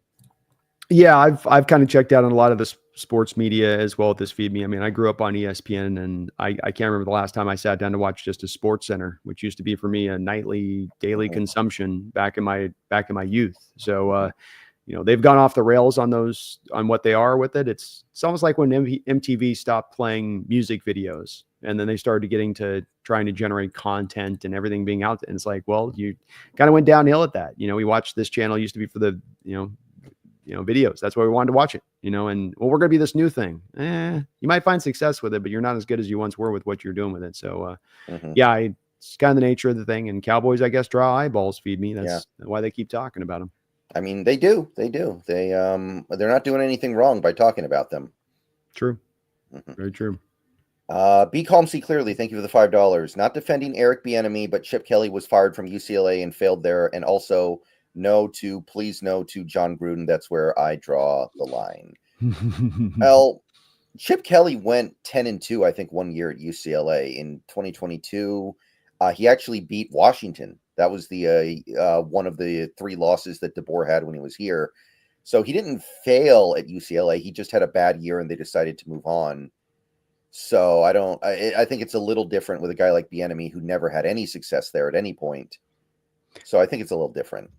Yeah, it's a little different. I will say, to give to your point on this, be calm. They're probably more cut from the same cloth than they are cut from a different cloth. And, you hear about the stories from the Philadelphia Eagle players when Kelly was there as a former head coach, and that, he could be tough to deal with on that side of it. So it kind of comes down to they're both kind of have a little bit of that reputation on the back of them as they run. And I don't really want either of them. I'm not a Chip Kelly guy right now either. So I would not be in, for the spread concepts, for some of that. How's that personality work? Is he maybe just best at the college level with the hash marks, the way that they're set up for his system? I think so, maybe. So for me, they're both kind of in the same pot there on that one. Damn it, Brandon. We need the content. We need the Chip Kelly content. Fan base would freak out. There'd be such a contingent to be so pissed about it. Yeah. And I mean, I don't think it would work, but the content would be glorious. Mm-hmm. He'd have a couple 500-yard games in him. For sure. No, he would, dude. But the highs would be very high. Mm-hmm. Feed me more. Thank you for the $2. B, he turned a rugby player into a top OL player. I think this is Stoutland he's talking about. Yeah, Jordan Matalia. I can't say the last name on that guy. Mm-hmm. The left tackle that they've got going. Yeah, he's done a good job. He's a good OC. But again, too, with it, feed me, just no history calling plays. So you're getting into that barrel again of just learning pains, growing pains. Is he bad at it? Okay, what if he's bad at it? Now you're turning this back over another year from now. Is he worth the upside of risk to go for jump for a guy like that? To my opinion, no. I want to get more of the certainty for these reasons. Mm-hmm. Yeah, that's mostly where I am as well. There are some guys we could hire without the experience that I would be totally cool with and I would be optimistic about. But I really hope we exhaust all the options of the other guys first, is what I'll say. Agreed. Mm-hmm. Yeah, I'm same place. Give me just a sec here, real quick. 1 sec. Okay, no problem. Let's see here. So, Bradley, thank you for the $1.99. What are your thoughts of poaching Mike LaFleur? So I'll wait until Brandon gets back before we get into that. LaFleur is a name on my list. He's certainly a guy that I'm aware of, though. So got a couple things to say.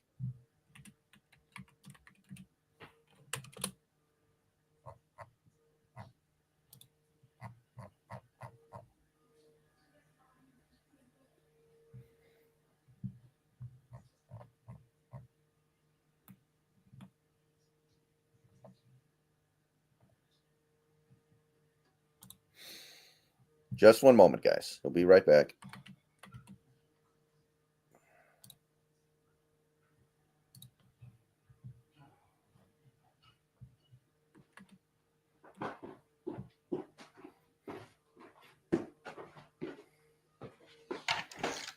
Thank you for holding on there.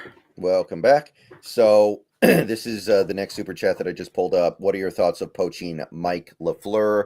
This is the Rams OC, and previously he was a Jets OC under Saleh, and he was also the passing game coordinator under Shanahan for 4 years. So this guy has a rare distinction of being both a Shanahan and a McVay disciple. Well, he's definitely got it isn't his brother too, head coach of Packers or something like that. Yeah. Matt LaFleur is the coach of the Packers, who's very good. I think that LaFleur is fantastic. And Mike LaFleur does have 2 years of play calling experience. It was mostly bad, but he was also dealing with Zach Wilson at quarterback. So, Yeah, and I don't think anybody was going to get that to a successful state. I mean, I'm open to him. He wouldn't be maybe my brightest candidate that I would look to with it, but you're going to get a balanced system. You're getting, off of a very smart tree. He's got a track record with a couple of very smart individuals. I wouldn't, quite check off having that success as an OC, but like we're saying with Wilson, I don't think anybody would have, especially a young Wilson. So he's an interesting name, and I'm open to him as a possibility. Mm-hmm. I'd be pretty down with this one. He's also called 2 games for the Rams over the last 2 years because at the end of the year they've been able to rest their starters, and Sean McVay gives play calling duties to him for 1 game for whatever that's worth. It's 2 games we're talking about here, but he does have that experience, and at the same time, while he has that experience, he's also considered to be a little bit of a hot shot candidate. So you're kind of getting the best of both worlds there almost. Yeah, I guess I'd be okay with it. It's I'm not opposed to Mike at all. It's hard to make the prediction about what he'll do because the track record is just not as solidified on the play calling side. But like you say, he seems to be an up and comer and a smart mind, and he's got his brother kicking butt out there with Green Bay. Yeah. We could have the new Harbaugh brothers. There you go. Mm-hmm. B3N, thank you for the $4.99. F it, I'll be the OC. I've got 2 Retro Bowl Super Bowls under my belt. I'm nasty with it, bro. Trust, I got it. Get it, Ben? Get it, man. I've got like 12 Retro Bowl Super Bowls, man. What's Retro Bowl Super Bowls? Retro Bowl is a mobile game that is basically designed to emulate Tecmo Bowl. Okay. Except there are like front office and managerial responsibilities. You have to get your team under the salary cap. You have to sign players. You have to draft players. So it's kind of like they took the off-season management from Madden and put the gameplay from Tecmo Bowl, except there's a touchscreen. And it's actually really good. I like it. I played it a lot. Nice. I'll have to check it out, man. I'm always looking for a good mobile game. So yeah, it's you pay like $1 to get the pro version, or you just play the free version.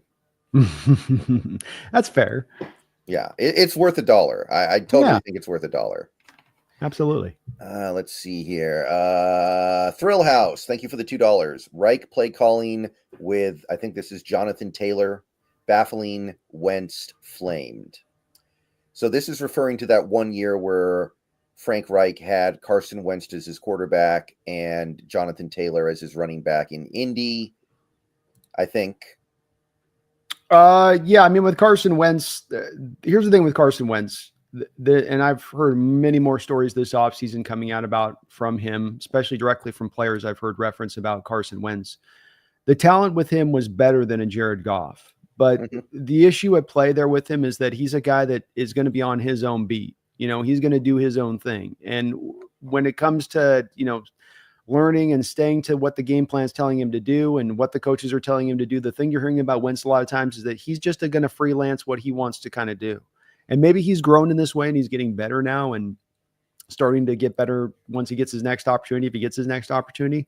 But that's been the reputation that's followed him, is that I tell you to do this and you just decide to go do that. That just too much of one of those quarterbacks that's just too enamored at times with the off script stuff and not staying on script, which, is maybe less of Reich's fault at that point, given that it's a problem that Wentz has probably dealt with at every stop that he's gone to, and why he's on probably what is his 4th or 5th team at this point in the league. Here's what I would say about that. I had a friend who was an Eagles fan during Wentz's prime, which was really 2017. And what he said is that Carson Wentz was like Russell Westbrook when Russell Westbrook was a good player.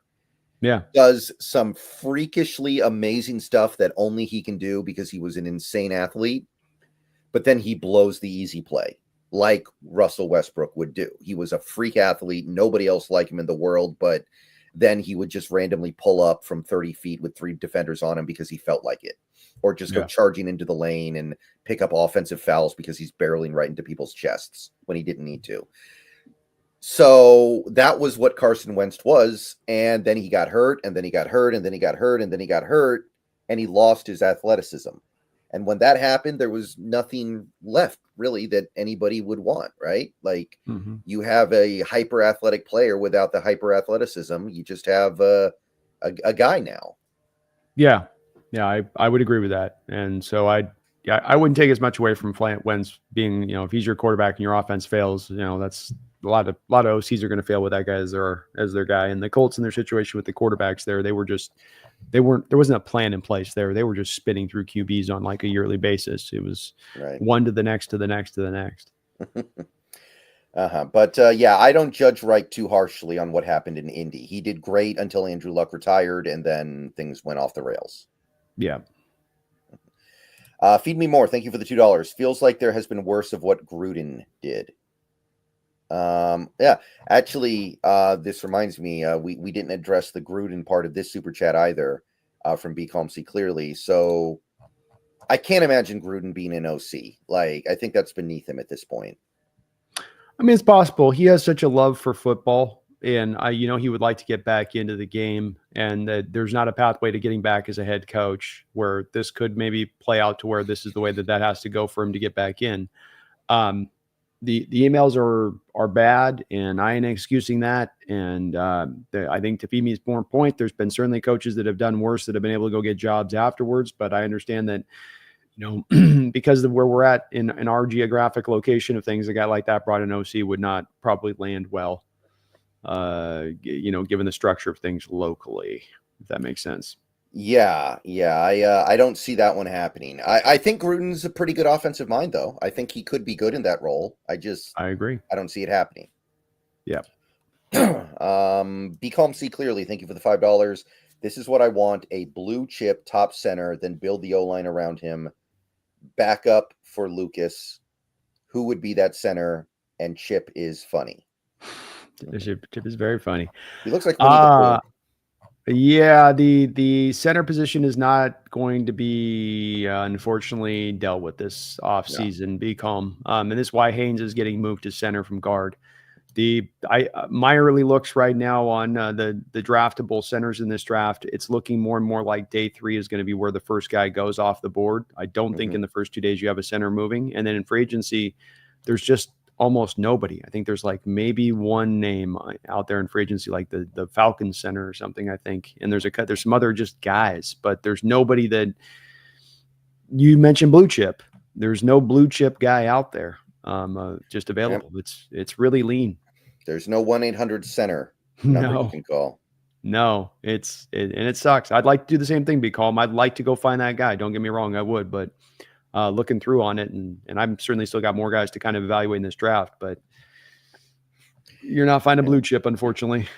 I got a lot of people who tell me I'm too harsh on Oluwatimi, but I just feel like he's kind of already reached his ceiling. He's okay. He's not bad, but he'll be a guy that if he plays center for you, for a full year, he's going to be ranked about 25th by PFF. 26th by PFF will be where he's ranked at the end of the year. So he's a back third center by their metric. That fits the type. He was a guy that came into this league that was supposed to be pro ready. He had played as much college football as a center as any center coming out in recent years. Yeah. Well decorated. This was not a guy like Bradford, who you were going to have to wait 4 years for him to reach its upside. That he was supposed to be at his upside immediately, and that it's taken him 2 years to get into the starting lineup. And even now, this last year when he got in the starting lineup, still not really even able to play like an average play of things, because you're 26th, 27th ranked. You're not average at that point. Yeah. So he's not even bringing that to the table for a guy that was supposed to be pro ready. It's a possibility that he takes a step forward, but it certainly is hard to anticipate that that's going to be the case going into the future. Mm-hmm. I do like the Haynes idea, though. I think that's good, and I think that'll work. I agree. Mm-hmm. Be calm, see clearly. Thank you again for the $2. Who are your top free agent targets, guys? I haven't done my full research on free agency stuff yet, so I don't have the total answer. That'll be something that I cover in the coming months, but Tevin Jenkins is always near the top of my list. Some of the question here, be calm with this one, is going to come down to the determination about what the team wants to do, because that I've led with this in saying that you've got to first decide whether or not you truly believe you're contending next year or not, determine what you're going to do in free agency, because you don't have a lot of money to spend. And so if you're a team that's like, well, we're kind of think we'll be decent next year, but we're not really sure we're going to get to quite the contending spot, well, then you're not going to be as active in free agency. You'll get a guy here, get a guy there, but you're going to more just kind of punt this into next year at that point. Whereas if you think you're going to contend, you're signing Geno Smith to a contract extension, you're signing DK Metcalf to a contract extension. My point on this, be calm, is then you go hard in free agency, but you go hard in 2 specific areas. And I would attack Tevin Jenkins and I would attack Trey Smith. I would essentially pull and rip a page out of the Panthers playbook from last year and what they did with Robert Hunt and Damian Lewis. I'd apply the same thing here. We might not have a lot of extra other money to spend in other places at that point, but with moving Haynes to center, you've got him and Oluwatimi at center, so you're now set more there. You can now maybe more concentrate in the draft to go find that nose tackle and some of those corners to round out there. You still got the money to go get a deal done with the Jones if you want to. So that would be the way I would go if you're going to be hyper aggressive. If that's the caveat that they feel that they're going to be contending in 2025, then you got to be hyper aggressive. And if you're going to be hyper aggressive, grab those 2 interior offensive linemen, make them paid. I know you're going to have to pay them a lot, but I think it would be well worth it because you're trying to get this thing right. Right. Of course, the caveat is always that you have to be going for it. If you're not going for it, I kind of don't want to sign anybody or barely anybody. Same way I'm at. So be calm, me and Brendan, same place on this, is that if you are determining like, well, we got a new OC coming in, we got to get him established. We'll get a couple guys here, but we're not quite ready this year, considering especially where we are at with a cap standpoint. We'll go to 2026. Then I don't want them spending on any major ones, to Brendan's point. Then you just kind of, you stay in that pocket, you stay patient, and you let this ride through to the next year. And then next year you can be a lot more active. Right. Play the comp pick game. That's right. Play the comp pick game. Talon Deal, thank you for the $9.99. Have you guys seen how small Sean McVay's resume was before he got his OC promotion? Not to mention HC, kind of mind-blowing. Total gamble, to be honest, but it worked out. Obviously, he's one of a kind. Yeah, well, that's the nature of trying to hit a 500-foot home run. Sometimes you do hit the 500-foot home run, but guess what you do most of the time? Yeah, strike out. Yeah. So I'm not saying it can't work, and I'm not saying I'm going to be against it. There are some guys with short resumes and very little experience that I would be totally fine with us getting. But what I would say is that exhaust the other options first. If you can't get Frank Reich, if you can't get Kubiak, if you can't get Doug Peterson, if you can't get these guys and you're down to like either Mike McCarthy or somebody who's an unknown, okay, maybe then I go for the unknown and I'd be down with it. But exhaust your options. Yeah, I'm not totally anti the up and coming guy that's untested. That they just were so sold on with that. I'm okay with that. I would say that if you do go that route, all the more reason to not be trying to, sell out for tomorrow, for today, for 2025, because you don't know what that OC is going to be like when he gets in there, and that you want to have the opportunity to make sure you got the guy that's good and right and going and all that, and he's got his stuff established. But there's a lot of different ways to get this done. I think I lean towards wanting to find that one that's done it already, Talon, just because that I think the team is kind of close and they can benefit from having a guy that, certainly McDonald can benefit from having a guy that's more tried and true, and you know what you're getting, so that he doesn't have to get distracted and have his attention split like I think it was at times this year with dealing with some of the offensive issues. Mm-hmm. But yeah, there's only one Sean McVay. Those don't happen very often. And I think that there's also something to be said how you want an experienced older OC to counter your young, inexperienced head coach. Yeah. I think going young and inexperienced in both spots is probably a mistake. Agreed. To your point on McVay, well, who did he bring in? Wade Phillips. That as an inverse of that. Yep. Be calm, see clearly. Thank you for the $5. I don't know why, but I wonder, has Matt Nagy learned his lesson? He did have Mitch Trubisky looking decent. He should never be a head coach again, though. Nagy would be kind of interesting. He's an Andy Reid guy, so he didn't call plays under Andy Reid, but Nagy is a probably someone who is properly qualified to be an OC and not qualified to be a head coach, and that's all there is to it. Yeah, he'd be interesting in that point, from that standpoint. I mean, he'd probably be in kind of a collection of a lot of these other guys on that from where he stands. But to your point, be calm. I don't think you can hold him account for the fact that he didn't get it done in Chicago and then didn't get it done in Chicago with Mitch Trubisky as his quarterback. He didn't draft the guy.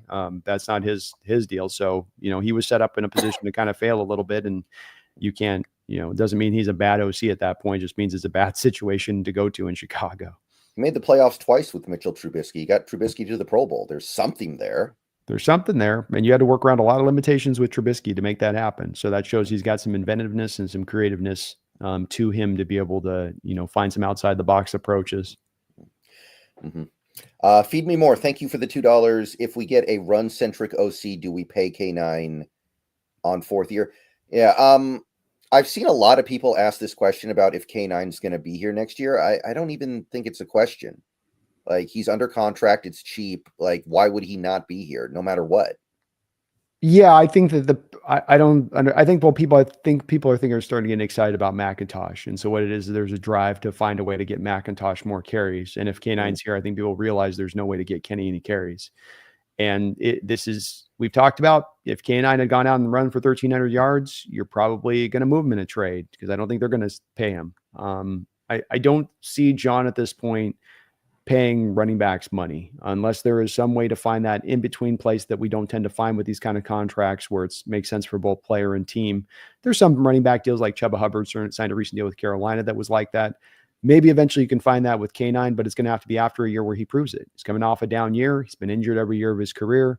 You're not looking to pay him right now, so he needs to go out there and show you that he can do it for a full season and stay upright before you're going to give him any money. But I think likely this just plays out with the final year of his deal, and then he goes out in free agency and probably moves on.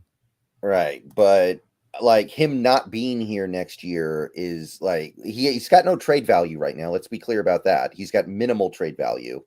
I don't think you could get much for him. And he's not on a big contract, so it's not like you're saving a ton of money if you cut him. So I think that it's not even a question that he's going to be on the team in 2025. Agreed. Yeah, I think I would be shocked if he was moved somewhere else. It would have to be some team falling in love with him who would give you even a 4th round pick back in return to make you drawn to do that. And I just don't think that John's going to do that, or that there's that trade out there available. Right. I agree. Feed me more. Thank you for the $2 again. Thoughts on picking up Cross's 5th year and not paying? Pay that man his money. That's my thoughts on that. Yeah, we thought at one point with this feed me that we had 4 or 5 of these guys that were on that drafted from a couple of years ago that were going to be in linemen and have to pay all at the same time. What is worked out as maybe a happy benefit to this is that only one of them is due to be paid, and that's Cross. So, he's the only guy you got to really go out there and get done of this class. And maybe you can get Mafe done, but I mean, I don't want to pay Mafe substantial money for a guy that's going to give me 8 sacks and good run defense either. So I almost just would be happy to let him play out the last year of his deal, to be honest with you, or last year of his rookie contract, excuse me. Mm-hmm. So that's where I stand with it. I think Cross is an easy one to get done. He's taken that next step in his development. Blindside left tackles are very hard to find, and just sign up and roll. Yeah, I don't think there's any question here. You got to take care of this, because if you get a competent OC in here that actually balances the offense a little bit, Cross will probably perform even better next year. Okay. Everyone clings onto his high pressure count, pressures allowed. That was because the offense was out of balance. Like, imagine how much you're going to have to pay him if next year he only allows like 25 pressures. Yeah, I agreed.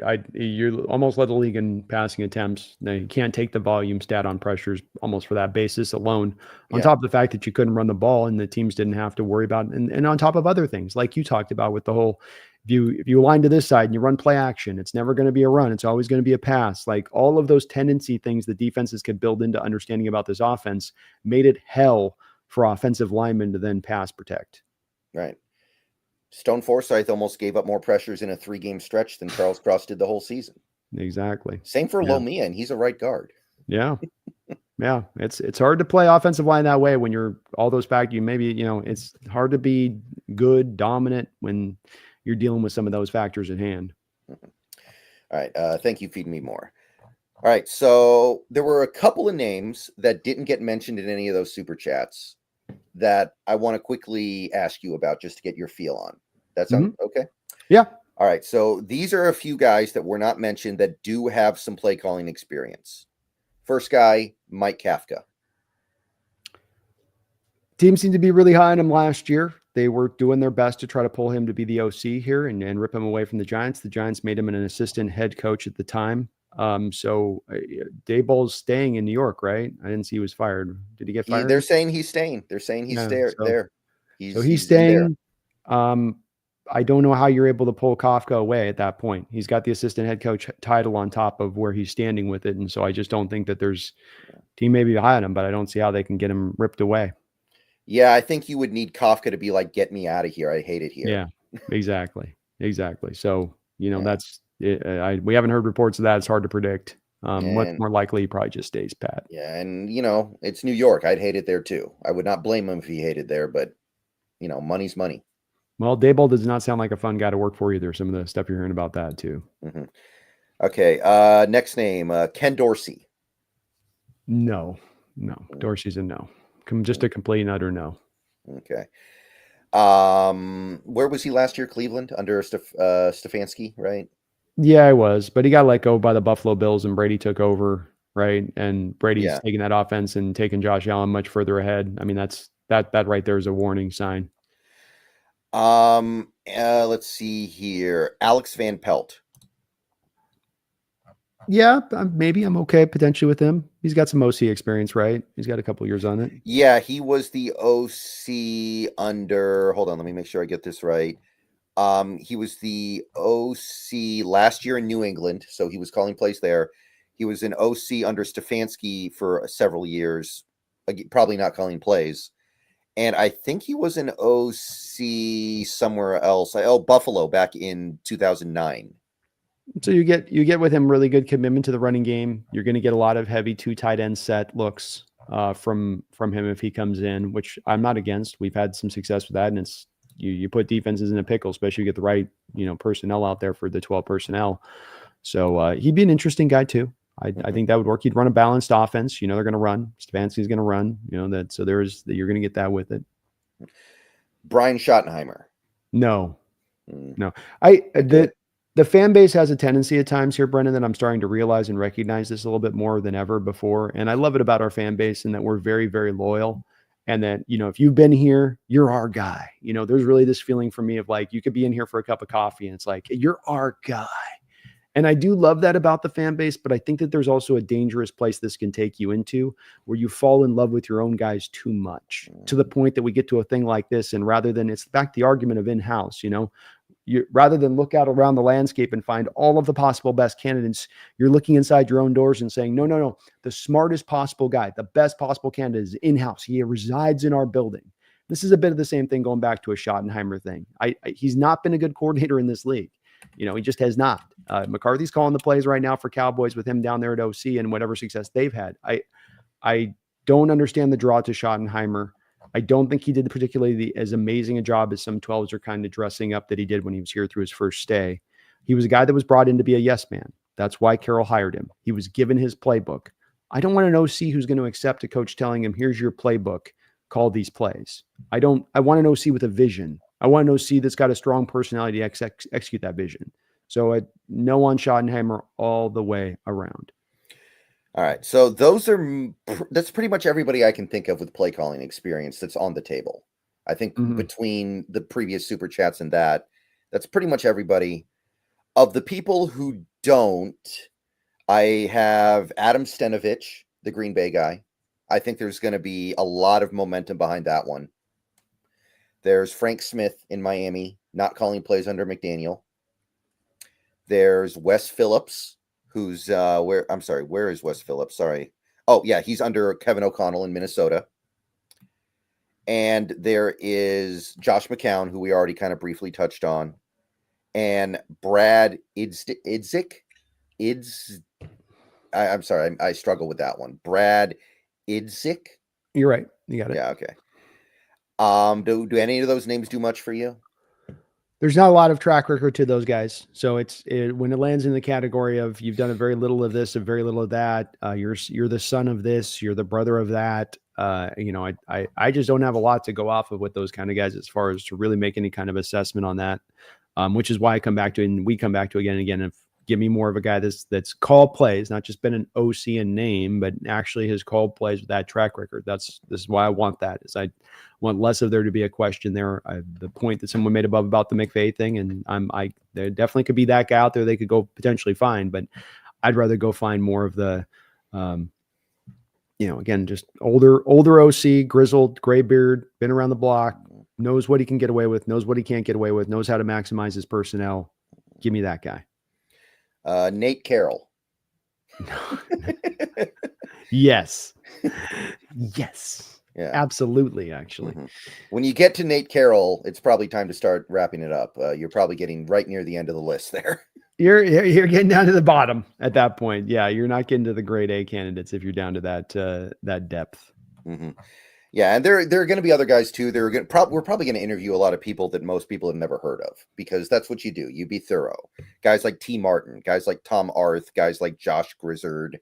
It's going to be a mishmash of people that. Oh, Brian Greasy. Brian Greasy might get an interview as well. Just be prepared for that, everybody. That doesn't mean we're going to hire all of them. No, you want them to. If you look at last year when you went for Mike Macdonald, I think we were more exhaustive than any team in the NFL in the amount of candidates that we looked through and interviewed some guys multiple times over. We were very thorough in making sure we could land at the right guy. And that's part of what's helped us to get to the right guy in Macdonald. When you look at the OC search, you hired Macdonald late, so you didn't have as many good OCs to turn through. We had Bieniemy, you had Chip Kelly, you had Frank Smith, you're trying with Kafka, you're trying to pull in. You didn't have a lot of great candidates. And so you weren't as able to be as exhaustive with your OC search as you were able to be with the head coaching search. But now we're in the position to do so because we've turned this over so quick. And I'm with you. I would expect them to be thorough, go through a lot of different guys because this process worked out so well last year in doing it.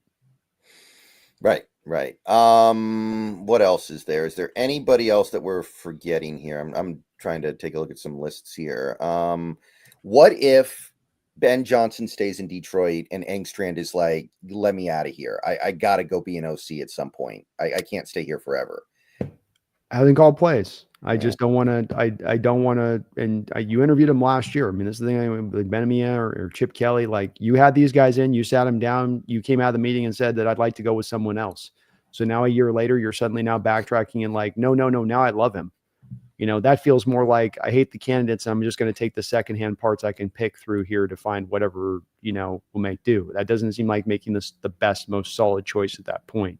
I think if we were in a different position organizationally wise, if we had a different head coach organizationally wise, you could make that kind of move to do that type of thing. But where we are at right now and here, where the team is at right here and now, I don't think that they're benefited by trying to go out there and find some untested guy who's going to have to learn those ropes. I think that that's going to work. That would not work in their favor in the long term if they did that, or work in the short term for them at all. Mm-hmm. Yeah, it's just a gamble, and I don't want to be results oriented. I don't really feel like gambling right now. No, I don't either. I want a little bit more certainty about what we're getting here. Yeah, Nathaniel Hackett. Hell to the no. Hell to the no. Gino needs a drinking buddy. Yeah, maybe so. I hear he's a hell of that, at least. I think Byron Leftwich might be out there. He's called plays before. Yeah, that was Tom Brady. Yeah, probably. And probably a good chunk of Bruce Arians as well, who is very good. And no, I don't want Bruce Arians. I can't root for that guy. No, I'm not doing it. I wouldn't trust that he wouldn't have a heart attack, dude. That guy's just, I feel like he was always about an inch away on the sideline. One shade of red extra, and he was going to keel over. Yeah, Timu Andy Reid. Yeah. Be Calm, See Clearly, thank you for the $5. What I like about this season with Chip is he kept Henderson healthy with using Judkins more. His trick plays and creative plays keeps the team fresh. Well, it looks like they're going to win it all. I don't know who stops them at this point.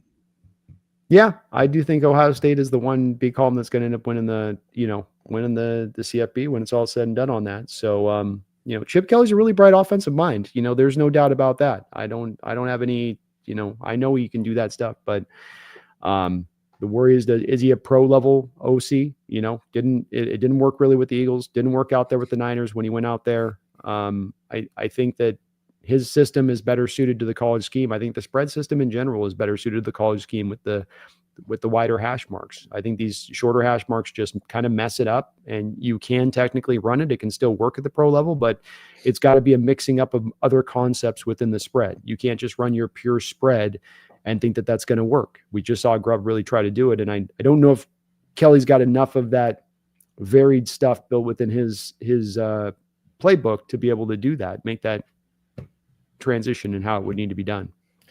Yeah, it'd be fun until it isn't fun anymore. I feel like it would be really fun for a few games and then not fun and then fun again. And I don't need the roller coaster right now. I'm getting old.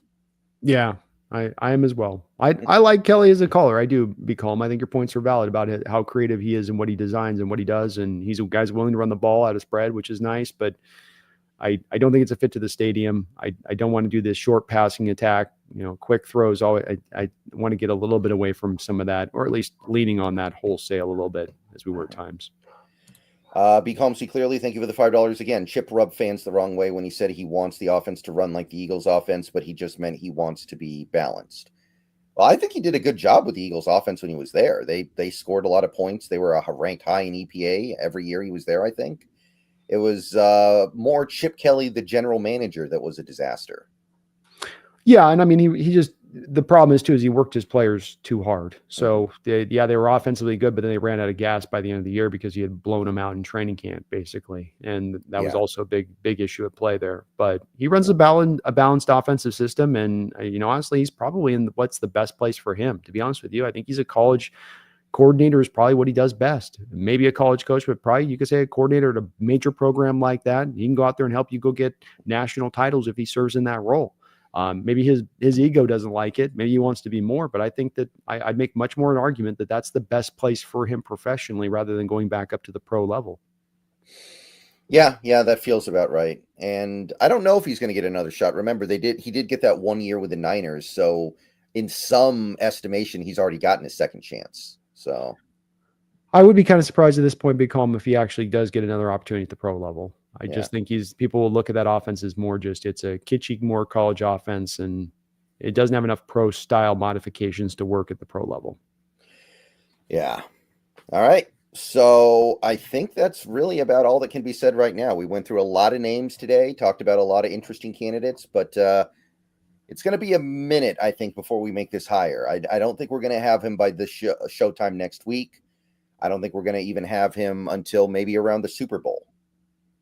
I think that's a good thing to me, in my opinion, because I think you're going to get the right guy in here if you take your time to make sure you're evaluating all the possible candidates and you're not letting yourself get too tunnel visioned up on one particular guy.